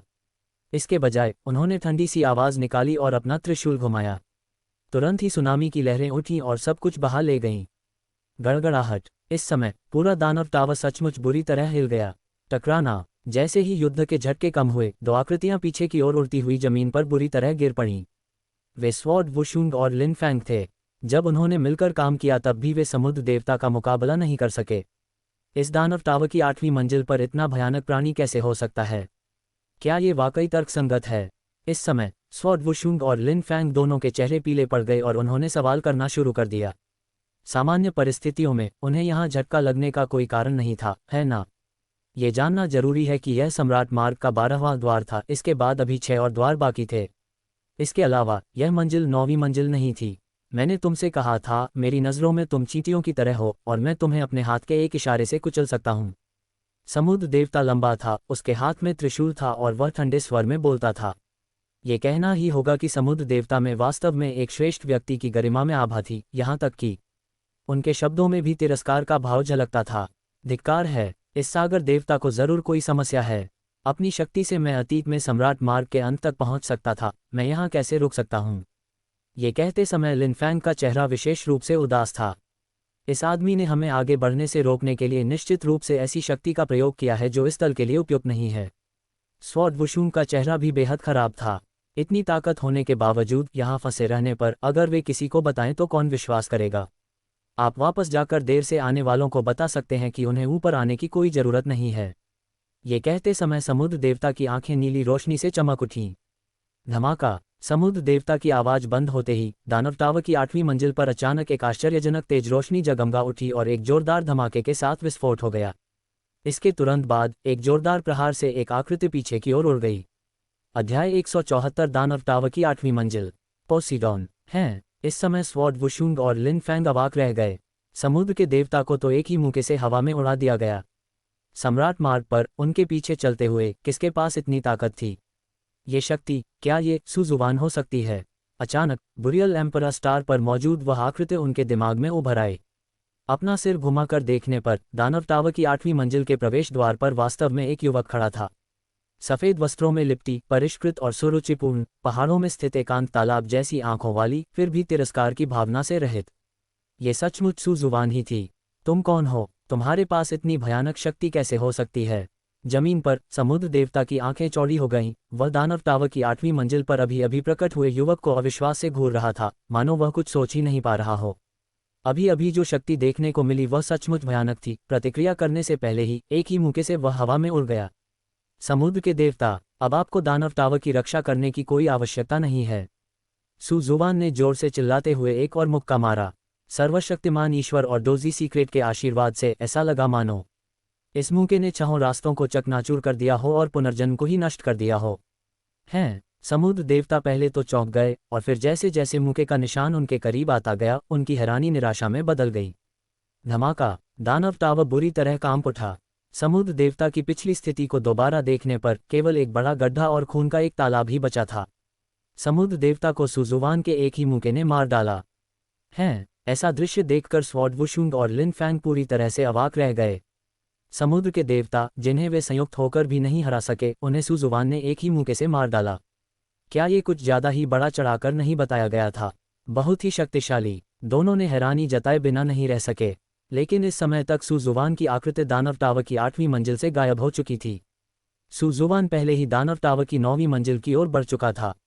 स्वॉर्ड वुशुंग और लिन फैंग ने जमीन पर फैले खून के तालाब को देखा और तुरंत सुजुवान के कदमों का अनुसरण किया। उन्होंने पाया कि सुजुवान का अनुसरण करना एक तरह से धोखा देने जैसा था, जिससे उन्हें सम्राट मार्ग को जल्दी से पार करने में मदद मिली। दानव टावर की 9वीं मंजिल। यह मंजिल पूरे दानव टावर की सबसे भयानक मंजिल थी। ये फर्श घोर अंधेरा था, प्रकाश से रहित था, बेहद ठंडा था और एक अजीब सी आभा से भरा हुआ था। इस तल पर चल रहा मुकदमा प्राचीन दानव सम्राट डोंगहुआंगताई की एक अवशिष्ट आत्मा का था, जो अविश्वसनीय रूप से भयानक था। इस मंजिल पर लेंगरूली और वह रहस्यमय युवक भी लगभग 3 दिनों तक रुके थे। और इस समय दानव टावर की 9वीं मंजिल पर एक विश्व को हिला देने वाला युद्ध छिड़ रहा था। ये 3 अद्वितीय स्वर्ग के गौरव और दानव सम्राट की बची हुई आत्मा के बीच की लड़ाई थी। स्वर्ग के 3 अद्वितीय गौरवों में से एक सफेद वस्त्र पहने हुए था, सुरुचिपूर्ण और बेरोक-टोक, एक निर्वासित अमर की तरह। वह 9 मुकुटों का राजा था। आध्यात्मिक ऊर्जा की पुनः प्राप्ति के साथ उन्होंने 2 अमरची का विकास किया था और सम्राट मार्ग पर कदम रखने के बाद उनका प्रदर्शन काफी उत्कृष्ट था, जिसके बल पर उन्होंने इस मुकाम तक अपना रास्ता बनाया। एक प्राणी काले मृत्यु ऊर्जा से ढका हुआ था, मानो वह अंधेरे रसातल से बाहर निकल रहा हो और एक अजीब अशुभ आभा बिखेर रहा हो। अंधकार का पुत्र डार्कनेस सन का जन्म 3000 लोकों में स्थित एक निषिद्ध शक्ति डार्क टेम्पल से हुआ था। वह डार्क टेम्पल के अस्तित्व में आने के बाद से प्रकट होने वाला स्वर्ग का सबसे शक्तिशाली अभिमान था, जिसने विभिन्न निषिद्ध तकनीकों में महारत हासिल की थी और उसके पास अविश्वसनीय रूप से भयानक तरीके थे। ऐसा कहा जाता था कि जिन्होंने भी डार्कनेस सन के खिलाफ लड़ाई लड़ी, वे सभी उसकी निषिद्ध विधियों से परिष्कृत हो गए और सम्राट बनने के उसके मार्ग के लिए पोषण बन गए। एक अन्य शख्स अद्वितीय गरिमा के साथ अमर प्रकाश बिखेर रहा था। इससे भी ज्यादा चौंकाने वाली बात यह थी कि वह वास्तव में 4 अमरची से घिरा हुआ था। अमर भ्रूण, वह युवक मूल रूप से प्रकृति द्वारा धन्य स्थान पर एक अमर औषधि से रूपांतरित हुआ था। वह एक अमर भ्रूण था जो स्वाभाविक रूप से दाव के साथ सामंजस्य में था। यही कारण था कि वह युवक इतनी आसानी से इतनी अधिक अमर ऊर्जा का विकास कर सका। ये तीनों ही स्वर्ग के परम गौरव थे, जो इस समय एक साथ मिलकर केवल परीक्षा पास करने के लिए संघर्ष कर रहे थे। बूम बूम बूम, दानव टावर की 9वीं मंजिल पर अनगिनत मंत्र आपस में गुथे हुए थे। जादुई शक्ति का प्रवाह उमड़ रहा था और विभिन्न दिव्य क्षमताएं और गुप्त तकनीकें लगातार प्रकट हो रही थीं, जो पूरे स्थान में फैल रही थीं, जिससे यह मूल रूप से घोर अंधकार में स्थान अविश्वसनीय रूप से उज्ज्वल हो गया था, मानो दिन का उजाला हो। प्राचीन युग में मैंने अपने शरीर से ही दाव को प्राप्त किया था। आज भले ही मेरी आत्मा का केवल एक अंश ही शेष रह जाए, मैं तुम्हें आसानी से पराजित कर सकता हूँ। दानव टावर की 9वीं मंजिल के शून्य में प्राचीन दानव सम्राट डोंगहुआंग ताई की काली आंखों ने ठंडेपन से स्वर्ग के 3 गौरवों पर नजर डाली और एक ठंडी फुसफुसाहट सुनाई। प्राचीन दानव सम्राट डोंगहुआंग ताई का सिर मनुष्य का और शरीर सांप का था। उसकी आंखें गहरी और गंभीर थीं और उसकी आवाज में एक दबंग आभा थी जो दुनिया को नीचा दिखाती थी। जैसे ही यह आवाज सुनाई दी, एक गहरी शाही शक्ति ने तुरंत पूरे क्षेत्र को घेर लिया। पल भर में 9 मुकुट राजा सहित स्वर्ग के 3 गौरवों के चेहरे पूरी तरह से बदल गए। वे स्पष्ट रूप से महसूस कर सकते थे कि उनके शरीर को किसी शक्ति द्वारा दृढ़ता से नियंत्रित किया गया था। मुझे उम्मीद नहीं थी कि आदिम युग की बची हुई आत्मा का एक अंश आज भी इतना भयावह रहेगा। 9 मुकुट राजा की आंखें हैरानी से चौड़ी हो गईं, उन्हें कुछ हद तक अविश्वास था। इसी वजह से वह अपने से आगे निकल चुके दोनों लोगों के बारे में सोचने से खुद को रोक नहीं पाया। क्या वे सचमुच इतने शक्तिशाली थे? जब तुम जानते हो कि तुम मात्र एक क्षणभंगुर आत्मा हो, तो तुम्हें शेखी बघारने का साहस कहाँ से मिलता है? एक ठंडी चीख गूंजी और डार्कनेस सन ने तुरंत एक निषिद्ध तकनीक का प्रयोग किया। शून्य में एक अथाह खाई की तरह एक काला छेद अचानक बन गया, जिसमें भयानक शक्ति समाहित थी, और वह तुरंत प्राचीन दानव सम्राट डोंगहुआंग ताई की ओर बढ़ गया। इसी दौरान 9 क्राउन किंग और इमॉर्टल एम्ब्रियो ने भी अपनी चालें चलीं। 9 मुकुट राजा ने एक हस्त मुद्रा बनाई और तुरंत ही एक विश्व विनाशकारी अमर प्रकाश प्रकाशित हुआ, जो प्राचीन दानव सम्राट डोंगहुआंग ताई की ओर अग्रसर हुआ। और अमर भ्रूण से रूपांतरित हुए उस युवक ने घूर कर देखा और तुरंत ही 2 भयानक अमर प्रकाश बाहर निकल आए।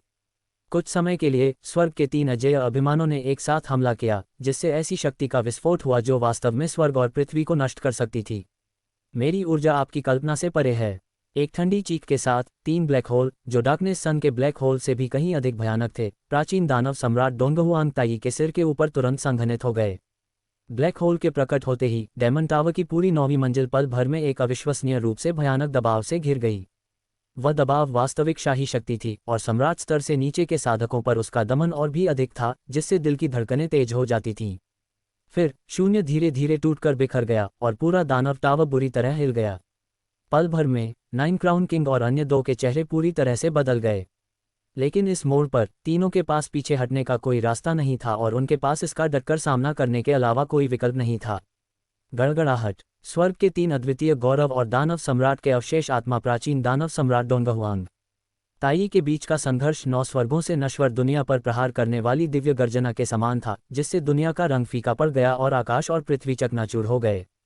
इस स्तर की लड़ाई निश्चित रूप से महान संत के स्तर से कहीं आगे निकल चुकी थी और सीधे संत राजा के स्तर के करीब पहुंच रही थी। इस समय दानव टावर इसे सहन करने में असमर्थ प्रतीत हो रहा था और लगातार हिंसक रूप से काम रहा था। बैंग बैंग बैंग, युद्ध का परिणाम स्पष्ट हो गया। नौ मुकुट राजा और अन्य दो उस भयानक शक्ति द्वारा सीधे हवा में उछाल दिए गए और दानव टावर की दीवार से बुरी तरह टकरा गए। फिर उनके शरीर दीवार से फिसलते हुए नीचे गिर पड़े और जमीन पर जोर से जा गिरे। छी! उस जोरदार प्रभाव के कारण नाइन क्राउन किंग और अन्य दो सभी ने अपने आंतरिक अंगों में हलचल महसूस की और मुंह भर ताज़ा खून उगल दिया। पल भर में ही उनके चेहरे तेजी से पीले पड़ गए, मानो वे अपनी सीमा तक पहुंचने वाले हों। अध्याय 175 दानव टावर की 9वीं मंजिल। दानव सम्राट डोंगहुआंग ताई की अवशिष्ट आत्मा। धिक्कार है, एक अधूरी आत्मा इतनी शक्तिशाली कैसे हो सकती है। नाइन क्राउन किंग सीने को पकड़कर खड़ा हुआ और अपनी रहस्यमयी कला का प्रयोग करके तुरंत ठीक हो गया। जन्म से लेकर अब तक मैंने सिर्फ दूसरों को ही कष्ट दिया है, मैंने कभी इतना अपमान नहीं सहा। द डार्कनेस सन की आंखें लाल रंग से रंगी हुई थीं, जो दो धधकती लाल लालटेन की तरह दिख रही थीं, जो धुंधले वातावरण में कुछ हद तक भयावह लग रहा था। आदिम युग से बची हुई आत्मा का एक अंश अभी भी इतनी शक्ति रखता है। अमर भ्रूण से रूपांतरित हुआ वह युवक अब अस्त व्यस्त था और उसने अपना पूर्व का अलौकिक अमर जैसा व्यवहार पूरी तरह से खो दिया था। तुम तीनों स्वर्ग के उत्कृष्ट गौरव हो, लेकिन यहीं रुक जाओ। धुंधले दानव टावर की 9वीं मंजिल पर प्राचीन दानव सम्राट डोंगहुआंग ताई ने ठंडे स्वर में कहा। यहीं रुक जाऊं? नाइन क्राउन किंग के चेहरे पर तुरंत ही घुरघुराहट का भाव आ गया। तो फिर मेरे 9 जन्मों के संचय का क्या मतलब है? अगर मैं दाव को प्राप्त नहीं कर सकता तो मेरे जीवन का कोई अर्थ नहीं है। ये बात डार्कनेस सन ने कही। मैं मूल रूप से धूल का एक कण था, लेकिन अमर बनने की तीव्र इच्छा के कारण मैं एक अमर भ्रूण में परिवर्तित हो गया और इस मुकाम तक पहुंच गया। अब मुझे हार मानने के लिए मजबूर करना बिल्कुल असंभव है। अमर भ्रूण से रूपांतरित हुए उस युवक ने अनिच्छा से दहाड़ मारी। ये तीनों ही स्वर्ग के सर्वोच्च गौरव थे, इसलिए उनके लिए स्वाभाविक रूप से दाव को प्राप्त करने की अपनी खोज को छोड़ना असंभव था।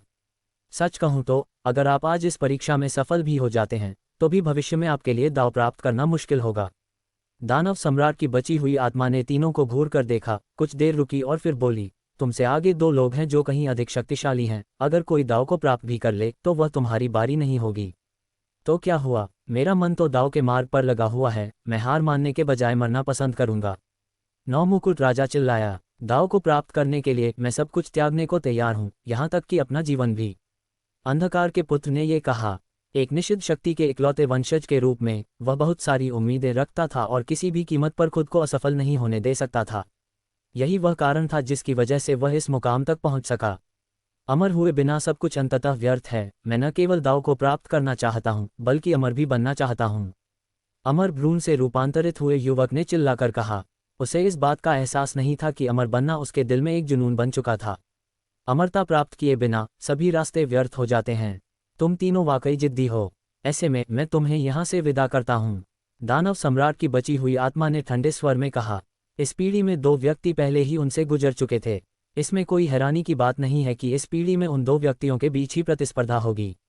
इसलिए वह इस प्रकार से कार्य करेगा।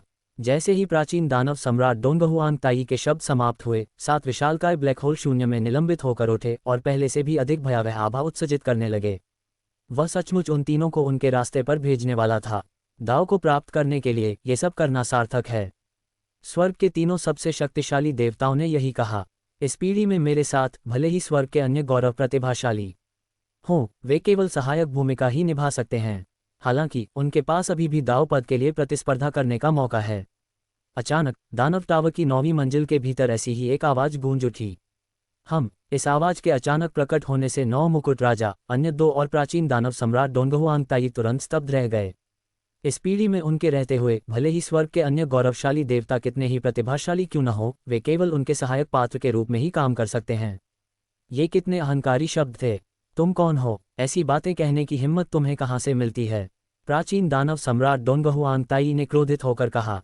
कई वर्षों तक सम्राट मार्ग की रखवाली करने के बावजूद उन्होंने कभी भी ऐसे दुस्साहसी व्यक्ति का सामना नहीं किया था।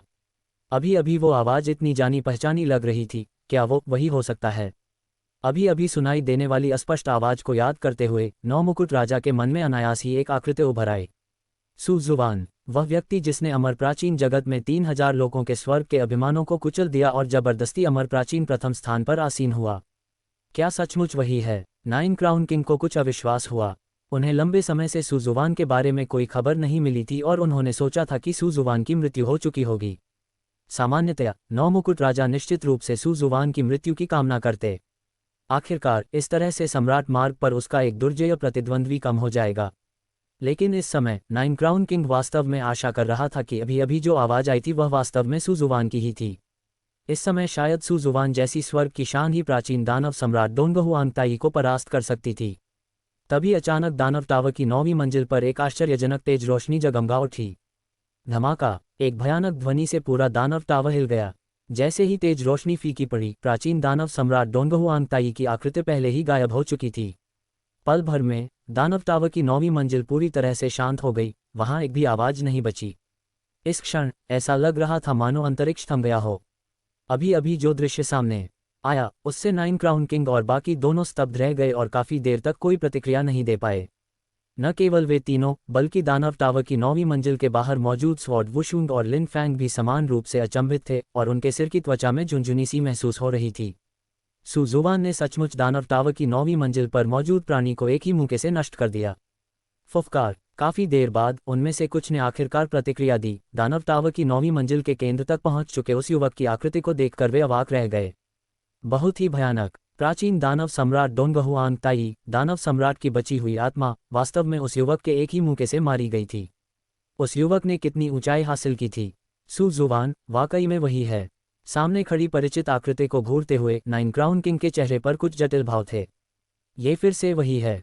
उसने शुरू में सोचा था कि आध्यात्मिक ऊर्जा की पुनर्प्राप्ति और 2 अमरची का अभ्यास करने के बाद वह सुजुवान के बराबर या उससे भी आगे निकलने में सक्षम होगा। लेकिन उन्हें आश्चर्य हुआ कि सुजुवान उनसे और भी आगे निकल गई थी। नौमुकुट राजा के लिए इस तथ्य को स्वीकार करना कठिन था, जिससे वह कुछ हद तक उदास महसूस करने लगे। लेकिन वह कुछ नहीं कर सकता था, यही वास्तविकता थी। कितना भयानक जीवन है! सुजुवान द्वारा दानव सम्राट की बची हुई आत्मा को बलपूर्वक नष्ट करते हुए देखकर अंधकार पुत्र और अमर भ्रूण से रूपांतरित युवक दोनों के मन में सुजुवान के प्रति एक ऐसा विस्मय भाव उत्पन्न हुआ जो उन्होंने पहले कभी किसी और के प्रति महसूस नहीं किया था। इसी दौरान उन दोनों के मन में सुजुवान के बारे में जानने की जिज्ञासा भी जाग उठी। इतनी भयानक ताकत के साथ उसकी पृष्ठभूमि क्या थी? महामहिम, क्या मैं आपका नाम पूछ सकता हूँ? अमर भ्रूण से रूपांतरित हुए उस युवक ने आगे बढ़कर यह सवाल पूछने से खुद को रोक नहीं पाया। खुद जाकर पता लगा लें। सुजुवान के पास उस युवक को समझाने का धैर्य नहीं था, इसके बजाय उसकी आकृति पलक झपकते ही गायब हो गई और वह तुरंत अपने मूल स्थान से ओझल हो गया। वह कौन है? डार्कनेस सन ने नाइन क्राउन किंग की ओर देखकर पूछा। द डार्कनेस सन ने उस व्यक्ति को पूरी तरह से स्वीकार किया जिसने उसके समान ही प्रगति की थी। उनका नाम सुजुवान है, जो अमर प्राचीन प्रथम हैं। नौमुकुट राजा ने अंधकार पुत्र की ओर देखा, कड़वी मुस्कान के साथ यह कहा। अमर, प्राचीन, प्रथम, इसमें कोई आश्चर्य की बात नहीं। अंधकार पुत्र की आंखों में एक असामान्य चमक थी। यदि मैं स्वर्ग के ऐसे अद्वितीय गौरव को परिष्कृत कर सकूं, तो मैं निश्चित रूप से सम्राट मार्ग को पार कर जाऊंगा और सबसे शक्तिशाली बन जाऊंगा। अध्याय 176 रूली, बहुत दिनों बाद मिले। Boom boom boom. इस समय सम्राट मार्ग के 12वें द्वार झेननान दर्रे और सम्राट मार्ग के 13वें द्वार टोंग दर्रे के बीच के रास्ते पर ब्रह्मांड में 2 अद्वितीय स्वर्ग के गौरवशाली देवता एक विश्व हिला देने वाले युद्ध में लगे हुए थे। स्वर्ग के ये 2 अद्वितीय गौरवशाली देवता लेंगरूली और वह रहस्यमय व्यक्ति ही थे। औरत, मैं बस तुम्हें जानना चाहता हूँ, क्या तुम मुझे वो मौका भी नहीं दे सकती? वह रहस्यमय व्यक्ति शून्य में खड़ा था, उसकी गहरी आंखें लेंगरूली पर टिकी हुई थीं और उसने पूछा। हालांकि उस रहस्यमय व्यक्ति की याददाश्त बेहद धुंधली थी, लेकिन उन खंडित यादों में ये पहली बार था जब उसने किसी महिला में इतनी दिलचस्पी दिखाई थी। मुझे आप में कोई दिलचस्पी नहीं है और न ही मैं आपको जानना चाहता हूँ।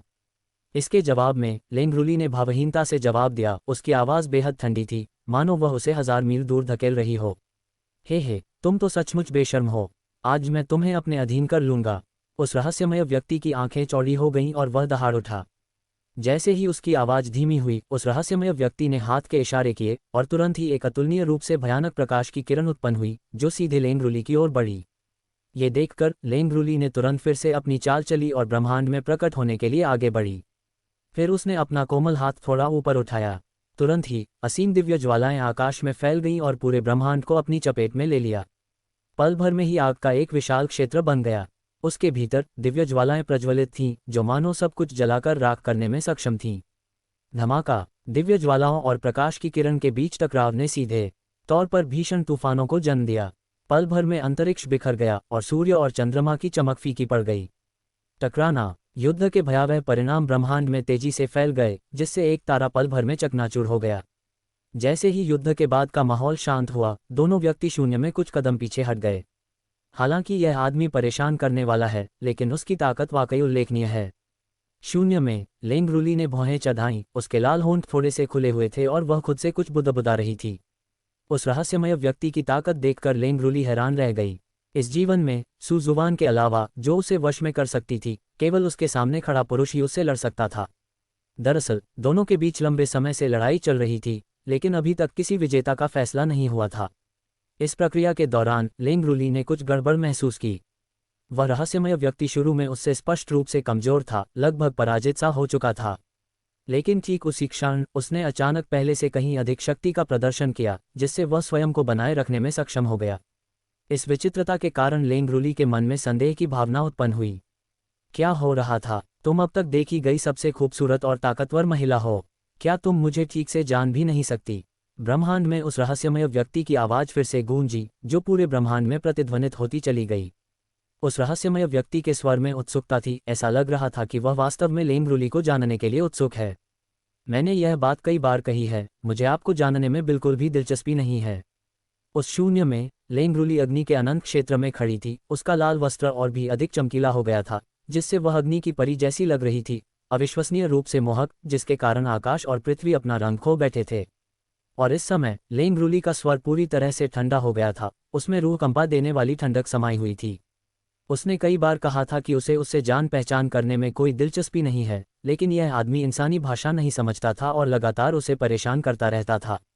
इससे लेंग रूली की उस आदमी के प्रति नापसंदगी और भी गहरी हो गई। लड़ो! दोनों ने दहाड़ लगाए और एक बार फिर भीषण युद्ध छिड़ गया। ब्रह्मांड में युद्ध जारी था, जो आसपास के तारों को नष्ट कर रहा था और उन्हें ब्रह्मांडीय धूल में बदल रहा था, जो वास्तव में भयावह था। Boom boom boom! ये लड़ाई काफी देर तक चली, लेकिन फिर भी किसी विजेता का फैसला नहीं हो सका। इस आदमी की ताकत और तरीके वाकई असाधारण हैं। मुझे आश्चर्य है कि वह किस युग की विरासत को आगे बढ़ा रहा है। क्या ऐसा हो सकता है कि मुझे फिर से किसी गुप्त तकनीक का इस्तेमाल करना पड़े? लेंग रूली ने थोड़ा सा भौहें सिकुड़ी और खुद से कुछ बुदबुदाए। अमर लोक की साम्राज्य होने के नाते लेंग रूली के पास अगर वह चाहती तो जीतने के कई तरीके थे, लेकिन लेंग रूली को विश्वास नहीं था कि उसके सामने खड़ा व्यक्ति उन गुणों का उपयोग करने के योग्य है। हे स्त्री, मेरे अधीन हो जाओ और मैं तुम्हें अनंत महिमा प्रदान करूंगा। रहस्यमय व्यक्ति शून्य में लंबा खड़ा था और घमंडी लहजे में बोल रहा था। लगता है मुझे वाकई कोई गुप्त तकनीक अपनानी पड़ेगी। लेंग रूली ने गुस्से से उस आदमी को घूरते हुए भौहें चढ़ा लीं और मन ही मन बुदबुदाए। क्या आप चाहते हैं कि वह आपके सामने झुक जाए? क्या वह सचमुच खुद को सुजुबान समझता है? मैं अपनी आत्मा से 9 स्वर्गों के अमर देवताओं का आह्वान करता हूँ। बूम! अचानक आकाश और पृथ्वी में एक गर्जनापूर्ण ध्वनि, किसी ढहते तारे की तरह, ने अचानक लेंग रूली की आवाज को बाधित कर दिया। ब्रह्मांड की ओर पीछे मुड़कर देखने पर पता चला कि उस व्यक्ति की आकृति वहां से पहले ही गायब हो चुकी थी। लेंग रूली दंग रह गई। आखिर हो क्या रहा था? वह परेशान करने वाला आदमी कहाँ था? लेंग रूली, बहुत दिनों बाद मिले। क्या तुम्हें अपने पति की याद आए? अचानक लेंग रूली के कानों में एक जानी पहचानी आवाज गूंजी। इस आवाज को सुनकर लेंग रूली का कोमल शरीर थोड़ा कांपने लगा। पल भर में लेंग रूली की आंखें थोड़ी लाल हो गईं। सू जुबान! लेंग रूली इस आवाज के मालिक को कैसे नहीं पहचान पाए? ये वही व्यक्ति था जिसके बारे में वह इतने दिनों से चिंतित थी। यह आवाज सुनकर लेंग रूली के दिल में अचानक कई तरह की भावनाएं उमड़ पड़ी, उत्साह, खुशी, राहत। संक्षेप में कहें तो लेंग रूली की आंखें लाल थीं। सू शुवान! लेंग रूली ने अपना सिर घुमाया और उसकी निगाहें तुरंत उस परिचित आकृति पर टिक गईं। वहां सू जुबान उस आदमी के चेहरे पर पैर रखे हुए थी और मुस्कुराते हुए उसे देख रही थी। अध्याय 177 आलिंगन। सू शुवान! जब लेंग रूली ने पीछे मुड़कर उस बेहद परिचित आकृति को देखा तो उसका दिल कांप उठा। ये सचमुच सू जुबान ही थी। वह अब भी पहले की तरह ही आत्मविश्वासी और उत्साही थे। पत्नी, तुम्हारी आंखें लाल क्यों हैं? क्या तुम्हें वाकई अपने पति की याद आ रही है? टकराना! सू जुबान ने उस आदमी को लात मारकर दूर धकेल दिया और धीरे धीरे मुस्कुराते हुए लेंग रूली की ओर चलने लगी, उसे चिढ़ाते हुए। उस आकृति को करीब आते देख लेंग रूली ने पहली बार सू जुबान के दावे का खंडन नहीं किया। इस दौरान सू जुबान के बिना वह सचमुच थोड़ी असहज सी लग रही थी। लेंग रूली ने हल्के से सिर हिलाया और सू जुबान की ओर हल्के से मुस्कुराते हुए कहा, मैंने किया। सू जुबान पल भर में स्तब्ध रह गई। क्या यह अभी भी लेंग रूली है? लेंग रूली, क्या तुम प्रेत बाधित हो? सू जुबान लेंग रूली के पास गई और एक अजीब से भाव के साथ उसके बेदाग चेहरे को घूरने लगी। लेंग रूली ने सू जुबान की ओर आंखें घुमाते हुए कहा, तुम क्या सोचती हो? हा, ये तो वही घमंडी पत्नी है जिसे मैं जानती हूँ। सू जुवान ने दिल खोलकर हंसते हुए ऐसा कहा। सू शुवान, लेंग रूली की खूबसूरत आंखें सू जुवान को गहराई से निहार रही थीं, वह अपने लाल होठों को काट रही थी, मानो वह कुछ कहना चाहती हो लेकिन अंततः कुछ नहीं बोली। शायद वह कभी भी ऐसी इंसान नहीं थी जो अपनी भावनाओं को अच्छी तरह से व्यक्त कर सके। और अगले ही पल उसने महसूस किया कि कोई उसे गर्मजोशी से गले लगा रहा है। लेंग रूली स्तब्ध रह गई, उसका शरीर थोड़ा अकड़ भी गया। अचानक लेंग रूली ने महसूस किया कि गर्म हाथों की एक और जोड़ी मजबूती से उसकी पीठ पर रखी गई है। लेंग रूली का कोमल शरीर थोड़ा कांप उठा, वह सहज रूप से सू जुवान के आलिंगन से मुक्त होना चाहती थी, लेकिन उसने पाया कि सू जुवान के हाथ एक चिमटे की तरह थे जो उसके शरीर को कसकर जकड़े हुए थे और उसे मुक्त होने नहीं दे रहे थे। धप धप धप, इस समय उनकी धड़कनें आपस में इस कदर गुंथी हुई थीं कि यह पहचानना लगभग असंभव हो गया था कि किसकी धड़कन किसकी थी। लेंग रूली, जब मैं पिछले कुछ दिनों से दूर थी, क्या तुम्हें कोई तकलीफ हुई? मुझे बताओ, मेरे पति तुम्हें बदला लेने में मदद करेंगे। सू जुवान की कोमल आवाज़ लेंग रूली के कानों में गूंजी। सू जुवान, लेंग रूली का दिल जोर से धड़कने लगा। ये पहली बार था जब उसने महसूस किया कि किसी का आलिंगन इतना गर्मजोशी भरा हो सकता है, और उसकी आंखें अनायास ही फिर से नम हो गईं। तुम दोनों, क्या तुम मुझे अपनी नज़रों में नहीं रख रहे हो? तभी अचानक उस कमरे में एक बेहद गुस्से वाली आवाज़ सुनाई दी। सू जुवान की भौहें थोड़ी सिकुड़ गईं। किस आत्मघाती प्रवृत्ति वाले व्यक्ति ने अपनी पत्नी के साथ बिताए अच्छे समय में खलल डालने की हिम्मत की? लेंग रूली को छोड़ते हुए सू जुवान ने अपना सिर घुमाया। पल भर में 2 कैश डिवाइन लाइट सीधे बाहर निकली, जिससे सभी लोग चौंक गए। बूम! अराजकता का दिव्य प्रकाश आकाश और पृथ्वी पर फैल गया। जहां भी ये प्रकाश पहुंचा, शून्य बिखर गया और सब कुछ धूल में मिल गया। हे भगवान! वह व्यक्ति बहुत घबरा गया और उसने तुरंत अपनी दिव्य शक्ति का उपयोग करके उसे रोक दिया। लेकिन सू जुवान की दोहरी पुतलियों की शक्ति को इतनी आसानी से कैसे रोका जा सकता था? टकराना! उस व्यक्ति के शरीर पर अराजक दिव्य प्रकाश का प्रहार हुआ और वह एक जोरदार आवाज के साथ पीछे की ओर उड़ गया। फुफकार! इसी क्षण दानव टावर में मौजूद स्वर्ग का दूसरा गौरव भी बाहर आया और संयोगवश सू जुवान को उस आदमी को दबाते हुए देखकर अनजाने में ही गहरी सांस ली। उस व्यक्ति की उत्पत्ति रहस्यमय थी और उसके पास असाधारण साधन थे जो उन सभी से भी कहीं अधिक भयावह थे, अन्यथा वह उनसे पहले दानव टावर को पार नहीं कर पाता। लेकिन इसके बावजूद सू जुवान ने उसे तुरंत ही दबा दिया। इस समय वे ये सोचने से खुद को रोक नहीं पाए कि क्या सू जुवान वास्तव में इंसान थी। सू जुवान इम्मोर्टल एंशिएंट में जितना भयानक था उससे कहीं अधिक भयानक है। उनके पीछे 9 क्राउन किंग और स्वर्ग के अन्य गौरव ने सामने की आकृति को देखा और भावुक होकर आह भरे बिना नहीं रह सके। अमर प्राचीन काल में भी वे जानते थे कि सू जुवान एक अविश्वसनीय रूप से शक्तिशाली व्यक्ति था। बाद में जब स्वर्ग और पृथ्वी की आध्यात्मिक ऊर्जा पुनर्जीवित हुई तो उन्हें अपार लाभ प्राप्त हुआ और उन्हें लगा कि उनके और सू जुवान के बीच का अंतर कम हो सकता है, या शायद सू जुवान से आगे भी निकल सकता है। लेकिन उन्हें आश्चर्य हुआ कि सू जुवान उनसे भी काफ़ी पीछे छूट गई थी। इस पीढ़ी का सबसे शक्तिशाली और शक्तिशाली देवता सचमुच बेहद ताकतवर है। अगर मैं उसे निखार सकूं तो मैं निश्चित रूप से उसकी जगह ले सकता हूं। सू जुवान के शक्तिशाली प्रदर्शन को देखकर डार्कनेस सन ने मन ही मन सोचा। सू जुवान पहले से ज्यादा शक्तिशाली हो गया है, इतना कि वह मुझे आसानी से हरा सकता है। उस बेहद परिचित आकृति को देखकर लेंग रूली ने अपनी खूबसूरत आंखों को झपकाया, कुछ आश्चर्यचकित होते हुए। हालांकि जब से वह सू जुवान से मिली थी तब से ये लड़का हमेशा उससे ज्यादा ताकतवर रहा था। लेकिन उस समय लेंग रूली कम से कम अपने और सू जुवान के बीच के अंतर को देख सकती थी। हालांकि अब सू जुवान को देखकर लेंग रूली को लाचारी का एहसास होने लगा। ऐसा लग रहा था कि वह सू जुवान से और भी पीछे छूटती जा रही है। इस परिणाम ने लेंग रूली के दिल को बेहद जटिल बना दिया। वह आश्चर्य, प्रशंसा और अविश्वास से भर गई, लेकिन कोई नाराजगी या ईर्ष्या नहीं थी। अब तक उसने अपने मन में इस तथ्य को पूरी तरह से स्वीकार कर लिया था कि वह सू जुवान से हीन है। लेंग रूली, चलो साथ में चलते हैं, एक आवाज़ सुनाई दी जिसने तुरंत लेंग रूली के विचारों को वापस अपनी ओर खींच लिया। लेंग रूली चौंक गई और उसने ऊपर देखा तो सू जुवान उसे देखकर मुस्कुरा रही थी। ठीक है, लेंग रूली ने हल्के से सिर हिलाया।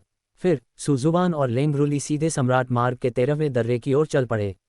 चलो हम भी सू जुवान का अनुसरण करते हैं, उसके नेतृत्व में सम्राट मार्ग का शेष भाग बहुत आसान हो जाएगा। सू जुवान का अनुसरण करो, सम्राट मार्ग को तेजी से पार करो।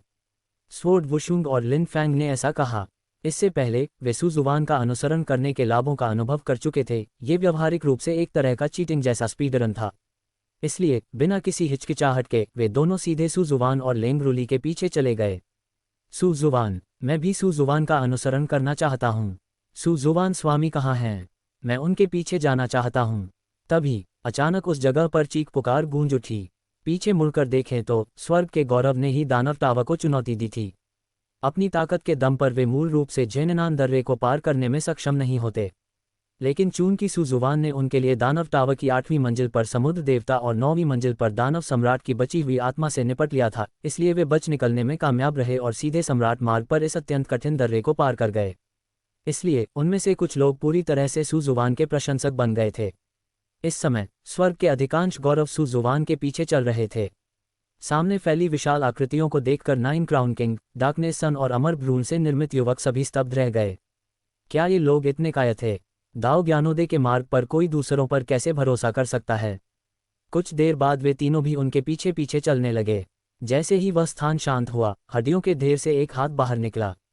ये वही रहस्यमय युवक था जो पहले मिला था।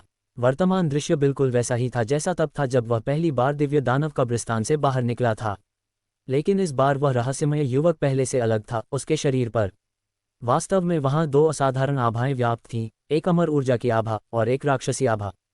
इस समय ये दो असंगत आभाएं युवक के शरीर पर अविश्वसनीय रूप से सामंजस्यपूर्ण प्रतीत हो रही थीं।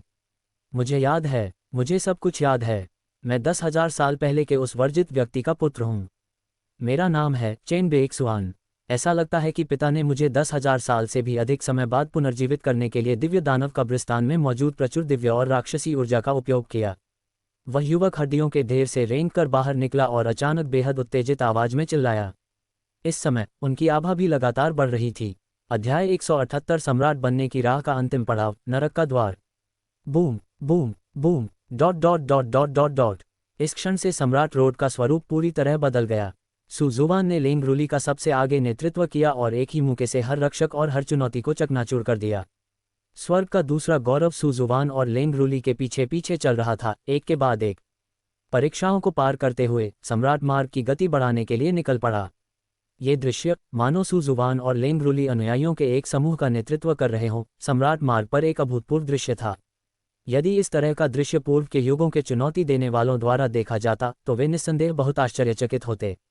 सम्राट मार्ग हमेशा से ही बलवानों के बीच एक प्रतियोगिता रहा है और इसे सूखी हड्डियों से भरा होना चाहिए था। यह इतना सरल कैसे हो सकता है?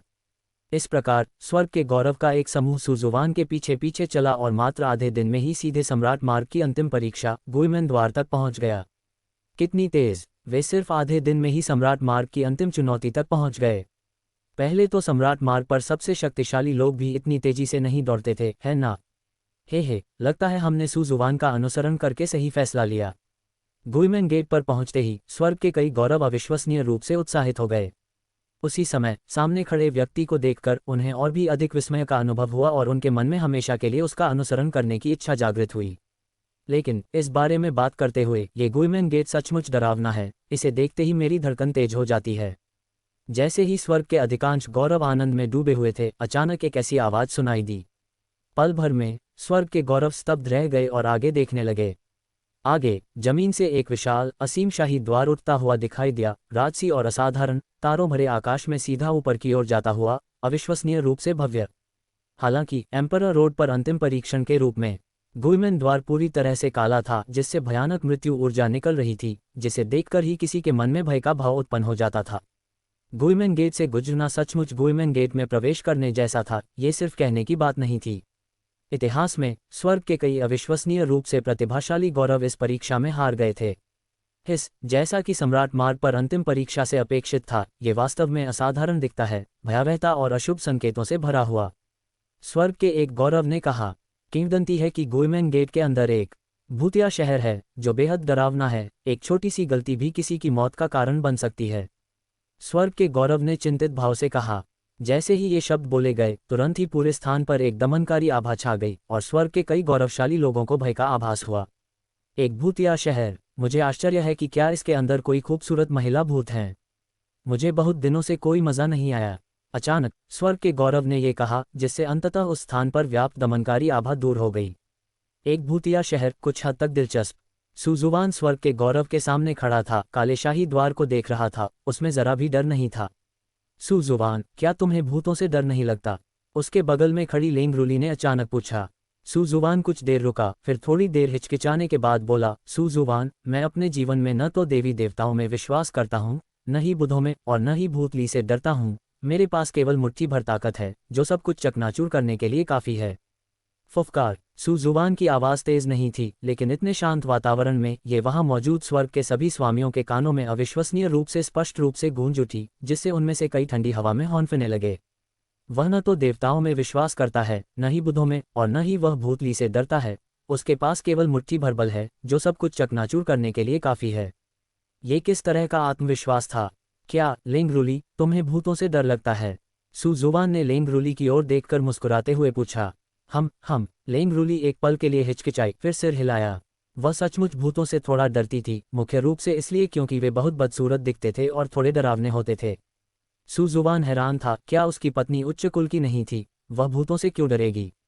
कोई बात नहीं लेंगरूली, मैं तुम्हारी रक्षा करूंगा, सुजुबान ने कोमल स्वर में कहा। हैं? इस क्षण स्वर्ग के अभिमानी भी स्तब्ध रह गए। सुजुबान, क्या वह एक निर्मम हत्यारा नहीं था? उसके अंदर इतना कोमल पक्ष कैसे हो सकता है? लेंगरूली, चलो अंदर जाकर देखते हैं, सुजुबान ने लेंगरूली से फुसफुसाते हुए कहा। ठीक है, लेंगरूली ने धीरे से सिर हिलाया। सुजुबान गुइमेन द्वार में प्रवेश कर चुकी है, चलो हम भी अंदर चलते हैं। सुजुबान का अनुसरण करने से गुइमेन गेट से गुजरने की हमारी संभावना काफ़ी बढ़ जाएगी। हाँ, सुजुबान का पीछा करते हुए शायद हम सम्राट मार्ग के अंत तक, निर्जन आकाश युद्ध क्षेत्र तक भी पहुंच सकते हैं और वहां एक नज़र डाल सकते हैं। उद्धरण चिन्ह dot dot dot dot dot dot dot उद्धरण चिन्ह। जैसे ही सुजुबान और लेंगरूली ने प्रवेश किया, स्वर्ग के कई गौरवशाली प्राणियों ने उनका अनुसरण करना चुना। सुजुबान का अनुसरण करना वाकई एक अच्छा विकल्प है। नौमुकुट राजा और स्वर्ग के कई अन्य शीर्ष गौरवों ने भी ऐसा ही सोचा और उनका अनुसरण किया। मुझे आश्चर्य है कि क्या गुइमेन गेट के अंदर सुजुबान को निखारने का कोई अवसर मिलेगा। डार्कनेस सन का विचार अपरिवर्तित रहा, और जब स्वर्ग का गौरव गुइमेन द्वार से अंदर दाखिल हुआ तो फटे पुराने कपड़े पहने एक युवक भी द्वार के बाहर प्रकट हुआ। वह युवक वास्तव में चेन बेक्सुआन था, जिसने अपनी यादें वापस पाली थीं। अब उनकी साधना वास्तव में महान संत के शिखर तक पहुंच चुकी थी, जो एक अविश्वसनीय रूप से भयावह स्तर था। सुजुबान, मुझे उसे दिखाना ही होगा कि इस युग में स्वर्ग का सबसे शक्तिशाली गौरव कौन है। चेन बेक्सुआन की आवाज़ आकाश और पृथ्वी के बीच गूंज उठी। Dot dot dot dot dot dot dot.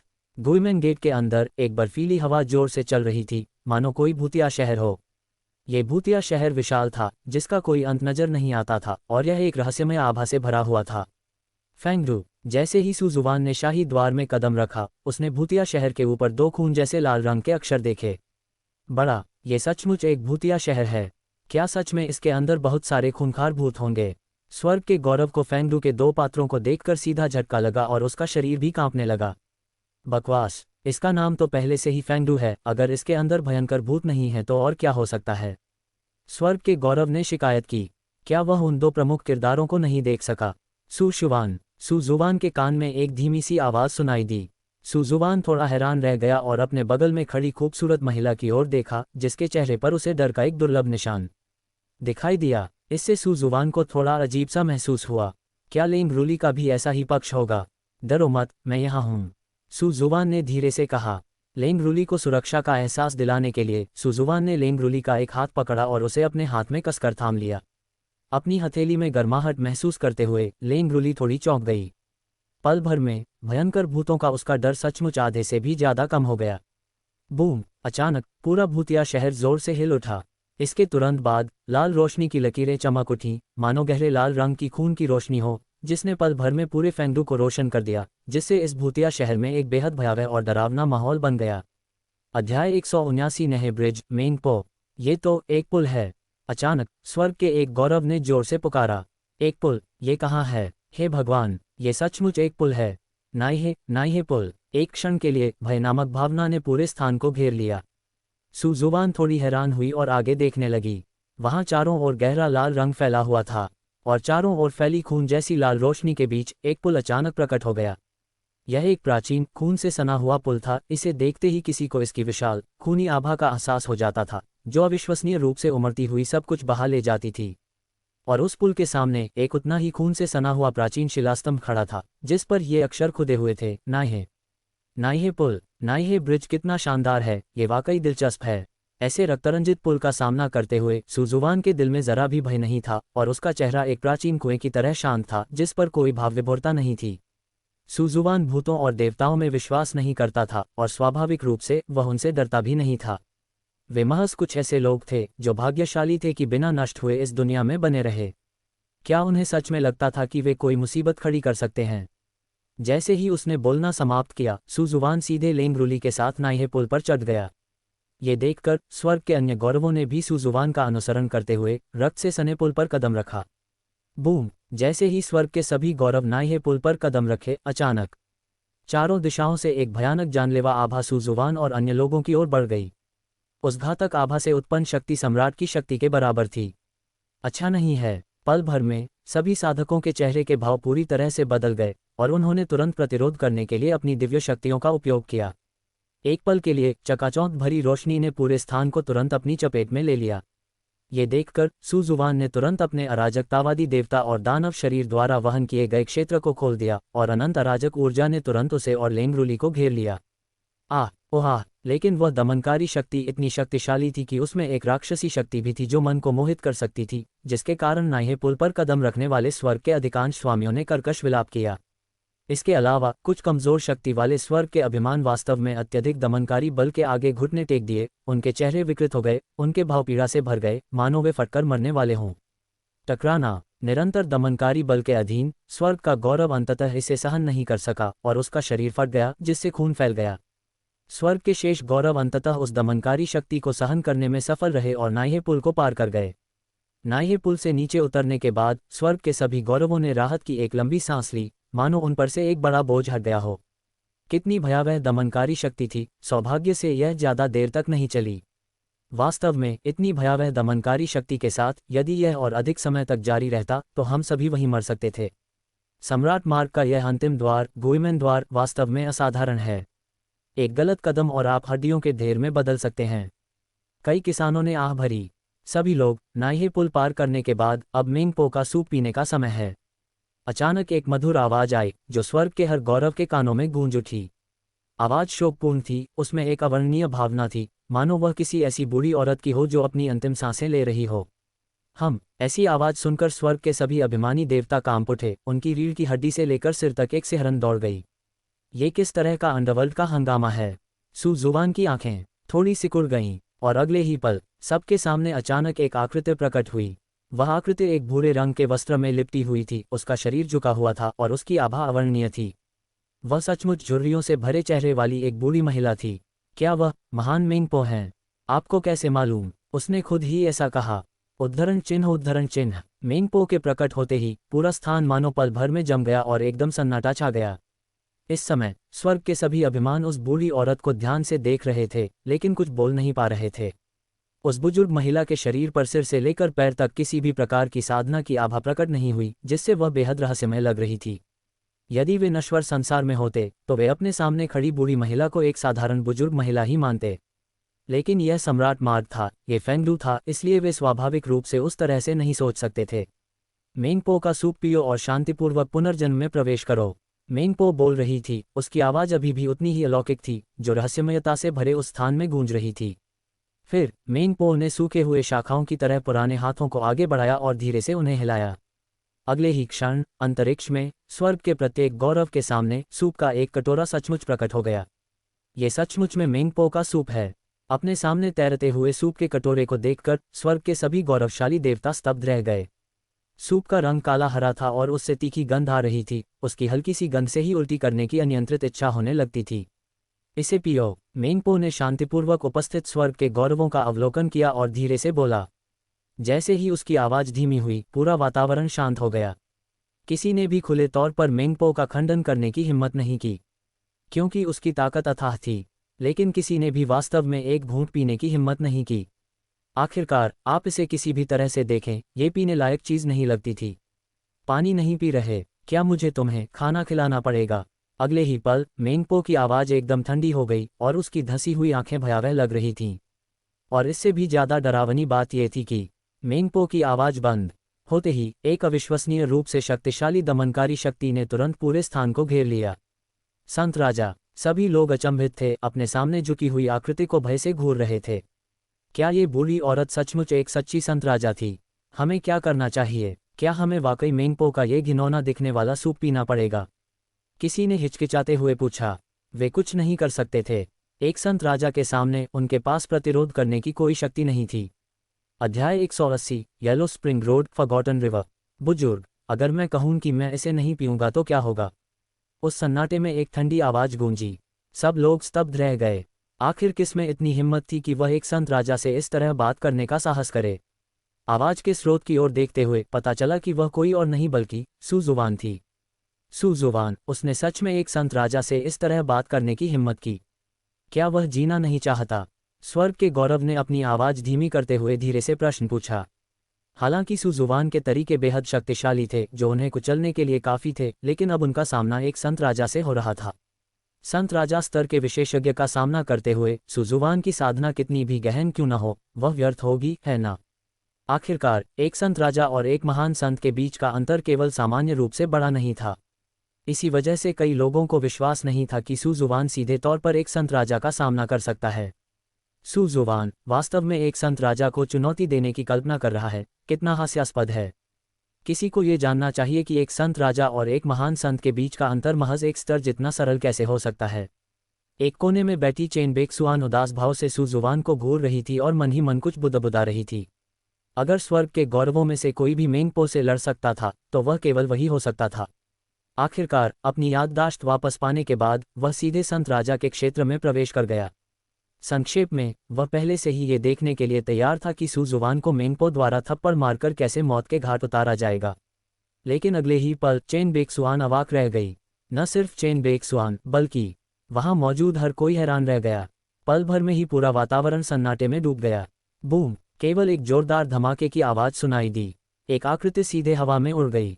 यह मेंगपो था, और इससे भी ज्यादा चौंकाने वाली बात यह थी कि सुजुवान द्वारा मेंगपो को मुक्का मारकर हवा में उड़ाने के बाद उसकी आकृति एक पल में प्रकट हुई, शून्य को चीरते हुए, और सीधे मेंगपो के सामने आ गई। उसने अपना पैर उठाया और बिना किसी झिझक के नीचे उतर गया। टकराना। दोबारा देखने पर जहां सुजुवान का पैर था वहां अब मेंगपो की आकृति नहीं थी, केवल खून का एक बड़ा धब्बा था। फुफकार। वहां मौजूद साधकों ने गहरी सांस ली, उनके चेहरे अविश्वास से भरे हुए थे। एक मुक्का, एक लात। सुजुवान ने सचमुच एक संत राजा को आसानी से मार डाला। ये कैसे हो सकता है? सुजुवान, वह इतना शक्तिशाली कैसे हो सकता है? चेन बेक्सुआन स्तब्ध और अवाक रह गई। एक महान संत ने इतनी आसानी से एक संत राजा को मार डाला। ये कैसे संभव है? क्या वह सचमुच इंसान है? सुजुवान पूरे युग पर राज करेगी, हमें अब प्रतिस्पर्धा करने की कोई आवश्यकता नहीं है। स्वर्ग के गौरव ने उत्साहपूर्वक चिल्लाया। हालांकि मैं इसे स्वीकार करने में हिचकिचा रहा हूं, लेकिन ऐसा लगता है कि यही सच है। किसी ने आह भरी। सुजुवान तो संत राजाओं को मुर्गियों की तरह आसानी से मार रहा था, तो वे उससे कैसे मुकाबला कर सकते थे? किस बात के लिए प्रतिस्पर्धा? बूम! ठीक उसी समय शून्य फिर से कांप उठा। हैं, सब लोग चौंक गए। आखिर हो क्या रहा था? यह क्या है? सड़क है, नदी है? अचानक किसी ने हैरानी से कहा। तुरंत ही सबकी निगाहें उस ओर टिक गईं। उन्होंने देखा कि आगे सचमुच एक सड़क और एक नदी दिखाई दे रही थी। सड़क का नाम हुआंगक्वान, नदी का नाम वांगचुआन नदी। फिर से सुजुवान के चेहरे के भाव थोड़े बदल गए। सामने की ओर हुआंगक्वान रोड और वांगचुआन नदी क्षैतिज रूप से फैली हुई थी, और आगे स्थित विशाल हॉल में प्रवेश करने के लिए हुआंगक्वान रोड और वांगचुआन नदी को पार करना पड़ता था। चलो चलते हैं। सुजुवान ने लेंगरुली को खींचा और सीधे आगे बढ़ गई। ये देखकर स्वर्ग के अभिमानियों का समूह भी तुरंत उनके पीछे चल पड़ा। हुआंगक्वान रोड पर कदम रखते ही हर किसी को ठंडक का एहसास होने लगा। हुआंगक्वान रोड पर हर जगह हड्डियां बिखरी हुई थीं, और सूखा न हुआ खून एक छोटी सी धारा की तरह बह रहा था, जो बेहद भयावह था। यदि आप हुआंगक्वान रोड पार करना चाहते हैं तो आपको पहले हमारी परीक्षा पास करनी होगी। अचानक एक ठंडी आवाज सुनाई दी। आगे सड़क पर अचानक दो आकृतियां प्रकट हुईं, एक पूरी तरह से काली और दूसरी पूरी तरह से सफेद। तुम कौन हो? किसी ने पूछा। काला और सफेद, क्षणभंगुरता, आत्माओं को बटोरना और जिंदगियां छीनना। जब तुम आ ही गए हो तो जाने की कोई जरूरत नहीं। दोनों ने ठंडे लहजे में बात की, अपने हाथों में हुक बनाए और सीधे भीड़ की ओर घुमा दिए। अचानक हुए हमले में स्वर्ग के दो गौरवों की छाती खून से सने हुकों से छेद दी गई और वे मौके पर ही मर गए। दोनों गिरे हुए शरीरों को देखकर स्वर्ग के अभिमानियों के चेहरे नाटकीय रूप से बदल गए। ये काले और सफेद क्षणभंगुरता सचमुच दुर्जय हैं। दो नन्हे भूतों, मैं तुम्हें हाथ उठाकर ही कुचल दूंगा। सुजुवान ने जोर से चिल्लाते हुए सीधे ही दिव्य हाथी दमनकारी कारागार शक्ति को सर्वोपरि रूप से सक्रिय कर दिया। टकराना। एक जोरदार धमाके के साथ अरबों दिव्य ऊर्जा द्वारा काले और सफेद अनित्यता को सीधे मांस के दो पिंडों में कुचल दिया गया। सभी लोग स्तब्ध रह गए, लेकिन पहले की तरह आश्चर्यचकित नहीं हुए, बल्कि सुजुवान के प्रति उनके मन में श्रद्धा और गहरी हो गई। बूम बूम बूम, कई लगातार तेज धमाके हुए, मानो तारे टूट रहे हों। हुआंगक्वान रोड और वांगचुआन नदी पर सुजुवान ने अपनी मुठ्ठियां घुमाईं और उस धमाके की प्रचंड रोशनी ने सब कुछ नष्ट कर दिया। सभी भूतली को प्रकट होते ही भगा दिया गया। धीरे धीरे सुजुवान की शख्सियत सबकी निगाहों में और भी ऊंची होती चली गई, यहाँ तक कि अंत में वह एक अजेय युद्ध देवता की तरह हो गया, जो उनके दिलों में गहराई से अंकित हो गया। बूम, सुजुवान के अगले मुके से घोस्टली राख में बदल गया और अंततः सभी लोग महल के सामने पहुंच गए। लेकिन जब सभी ने महल के ऊपर खून से लथपथ पात्रों को देखा तो उनके शरीर एक बार फिर हिंसक रूप से कांप उठे। यमराज का हॉल। किसी ने उन 3 अक्षरों को पढ़ा जिनसे असीम दुर्भावना का भाव उत्पन्न हो रहा था, और ऐसा महसूस हुआ जैसे उनका पूरा दिमाग पल भर में सुन्न हो गया हो। वह अदृश्य दमनकारी भावना बहुत प्रबल थी। फैंगलू शहर, राजा यम का हॉल, वास्तव में भयंकर भूतली यहीं अंदर होना चाहिए, किसी ने फुसफुसाते हुए कहा। हाँ, यहाँ मौजूद घोस्टली संभवतः उससे कहीं अधिक भयानक है जिनसे हम अभी मिले हैं। कई साधकों को यहाँ अपने पैर कमजोर पड़ते हुए महसूस हुए, और जब उन्होंने अपनी पीठ को छुआ तो वे ठंडे पसीने से तरबतर थे। सुशुवान। इस समय लेंगरुली ने सुजुवान का हाथ कसकर पकड़ रखा था, बिल्कुल एक डरी हुई युवती की तरह जिससे दया की भावना जागृत हो रही थी। लेंगरुली को इस हालत में देखकर सुजुवान का दिल अपने आप ही हिल उठा। उनकी पत्नी का इस रूप में दिखना वाकई एक अनोखा आकर्षण था। इससे सुजुवान को लेंगरुली द्वारा आवश्यक होने का एहसास हुआ, जिससे सुजुवान की आंखें और भी अधिक दृढ़ हो गईं। लेंगरुली, मैंने तुमसे कहा था, सब ठीक है। सुजुवान ने लेंगरुली का छोटा सा हाथ पकड़ा, जो एक उच्च कोटि के कीमती जैद की तरह था, और ऐसा कहा, मेरे पास सब कुछ है। लेंगरुली के अभी भी डरे होने के डर से सुजुवान ने लेंगरुली की आंखों में देखते हुए धीरे से कहा, हम। लेंगरुली ने भारी मन से सिर हिलाया। सुजुवान के शब्दों ने वास्तव में उसे बहुत ताकत दी। अध्याय 181 यम महल। काले वस्त्रधारी बूढ़ा व्यक्ति। जी, सब लोग, चूंकि आप फैंगडू आए ही हैं, तो क्यों न अंदर आकर थोड़ी देर बैठ जाएं। तभी अचानक एक बेहद भयावह आवाज आकाश और पृथ्वी में गूंज उठी। जैसे ही यह आवाज गूंजी, अचानक आसमान और धरती पर एक ठंडी हवा चल पड़ी, यहाँ तक कि शून्य में एक के बाद एक कई विशाल तूफान आ गए, जो बेहद भयावह थे। और अगले ही पल शून्य में मौजूद हवा का हर ब्लेड 2 मीटर ऊंचे सफेद हड्डी के कंकाल में बदल गया, जो ठंडी हवा लिए हुए था, एक लंबी तलवार पकड़े हुए था और भूतिया दहाड़ें निकालते हुए सुजुवान और स्वर्ग के अन्य गौरवों की ओर बढ़ रहा था। हे भगवान, ये क्या हो रहा है? क्या हम अभी तक महल के अंदर भी नहीं पहुंचे हैं? किसी ने हैरानी से कहा। पल भर में स्वर्ग के सभी गौरवों ने अपनी अपनी तकनीकों का प्रयोग करते हुए शून्य में मौजूद सफेद हड्डियों के कंकालों पर हमला कर दिया। बूम बूम बूम, वहां मौजूद हर व्यक्ति इस पीढ़ी का सबसे शक्तिशाली, स्वर्ग का गौरव था, और एकजुट होकर उन्होंने जो शक्ति प्रकट की वह वास्तव में असाधारण थी, जिसने शून्य में मौजूद सभी सफेद हड्डियों के कंकालों को तुरंत चकनाचूर कर दिया। बैंग बैंग बैंग, एक के बाद एक सफेद हड्डियां चूर चूर होकर विशाल पत्थरों की तरह गिरने लगीं, जमीन पर जा गिरीं और अंतहीन धूल उड़ाती रहीं। सफेद हड्डियों के अवशेषों से निपटने के बाद शुरू में हर कोई राहत की सांस लेना चाहता था, लेकिन ठीक उसी क्षण उस महल के भीतर हरे रंग की एक प्रेतवाधित आग का गोला अचानक प्रज्वलित हुआ और अत्यंत तेज गति से बाहर निकल आया। धुंध में ऐसा प्रतीत होता था कि उस प्रेतवाधित आग के भीतर एक लंबे काले चोगे में लिपटा हुआ एक बूढ़ा व्यक्ति खड़ा है। काले वस्त्र पहने बूढ़े व्यक्ति के बाल बिखरे हुए थे, जिससे उसका चेहरा सफेद हड्डियों के कंकाल जैसा दिख रहा था। इससे भी ज्यादा भयावह बात यह थी कि काले वस्त्रधारी बूढ़े व्यक्ति के पूरे शरीर से एक ठंडी, प्रेतवाधित आभा निकल रही थी, जैसे कोई ब्लैक होल हो, जो अविश्वसनीय रूप से डरावना था। जब उन्होंने उस भयानक आग में काली परछाई देखी, तो सभी के चेहरे के भाव बदल गए और उनके चेहरों पर भय के भाव दिखाई देने लगे। ये बूढ़ा कौन है? इसकी यिन-शा आभा तो बहुत भारी है, किसी ने हैरानी से कहा। इस काले वस्त्रधारी बूढ़े व्यक्ति को देखते ही पता चल जाता था कि वह असाधारण है। भागो, जल्दी भागो! काले वस्त्रधारी बूढ़े व्यक्ति से कोई पहले ही डर गया था और भागने के लिए मुड़ गया। भागना? क्या तुम बच निकल सकते हो? काले वस्त्रधारी बूढ़े व्यक्ति ने रक्त आत्मा पाताल लोक का ध्वज धारण किया हुआ था, और एक लहराते हुए ध्वज के साथ अचानक एक भयानक तूफान उत्पन्न हुआ और तेजी से उन स्वर्ग के स्वामियों पर हमला कर दिया जो भागने की कोशिश कर रहे थे। टकराना। स्वर्ग के उन गौरवों के शरीर जिन्होंने भागने की कोशिश की, तुरंत फट गए और खून की धुंध के गोलों में बदल गए। जैसे ही तूफान आया, चीखें लगातार गूंजती रहीं और एक के बाद एक प्राइड ऑफ द हेवंस गिरते चले गए। ये जगह अचानक शूरा क्षेत्र में बदल गई। धिक्कार है, वह बूढ़ा बदमाश कम से कम संत राजा के स्तर का है, पहले के मेंगपो से भी कहीं ज्यादा भयानक। इतनी ताकत के साथ हमें मारना तो मुर्गियों को काटने जैसा है। हमें क्या करना चाहिए? क्या हम यहीं मर जाएंगे? स्वर्ग के अनेक अभिमान भय से चीख उठे। फिर भी वे असहाय थे, केवल काले वस्त्रधारी बूढ़े व्यक्ति द्वारा निर्दयतापूर्वक उनके जीवन का वध किए जाने के योग्य थे। इस समय स्वर्ग के सबसे शक्तिशाली प्राइड भी, जैसे कि नाइन क्राउन किंग, स्वॉर्ड वुशुन, लिन फैंग, डार्कनेस सन और अमर ब्रून से रूपांतरित युवक, निराशा की लहर से अभिभूत हो गए। काले वस्त्रधारी बूढ़े व्यक्ति के सामने उनकी शेखी बघारने वाली ताकत एक मजाक जैसी थी। इस क्षण उन्हें एक बार फिर अपनी बेबसी का एहसास हुआ। बुढ़िया, तू तो बस हड्डियों का ढेर है, लोगों को डराने के लिए बाहर क्यों आता है? जब हर कोई निराशा में डूबा हुआ था, तभी एक ऐसी आवाज फिर से गूंजी जो सभी के लिए बेहद परिचित थी। इस समय यह आवाज सू जुबान के अलावा और किसकी हो सकती है? सू जुबान, ये सू जुबान है। हमारे पास अभी भी सू जुबान है। सू जुबान के कदम उठाने से हमें अभी भी उम्मीद है। सू जुबान, सम्राट मार्ग का अघोषित राजा, इस पीढ़ी का सबसे शक्तिशाली योद्धा। वह हाथ के एक इशारे से ही एक संत राजा विशेषज्ञ को पराजित कर सकता है। सू जुबान की आकृति को निहारते हुए उपस्थित स्वर्ग के गौरव भी उत्साहित हुए बिना नहीं रह सके। सू जुबान ने तो हर चीज को पार कर लिया। अगर सू जुबान न होती तो वे निश्चित रूप से इस मुकाम तक नहीं पहुंच पाते। ये कहा जा सकता है कि सू जुबान अब उनमें से अधिकांश के दिलों में विश्वास का प्रतीक बन चुकी है। और अब सू जुबान के एक बार फिर आगे आने से उन्हें इस निराशाजनक स्थिति में उम्मीद की किरण मिली।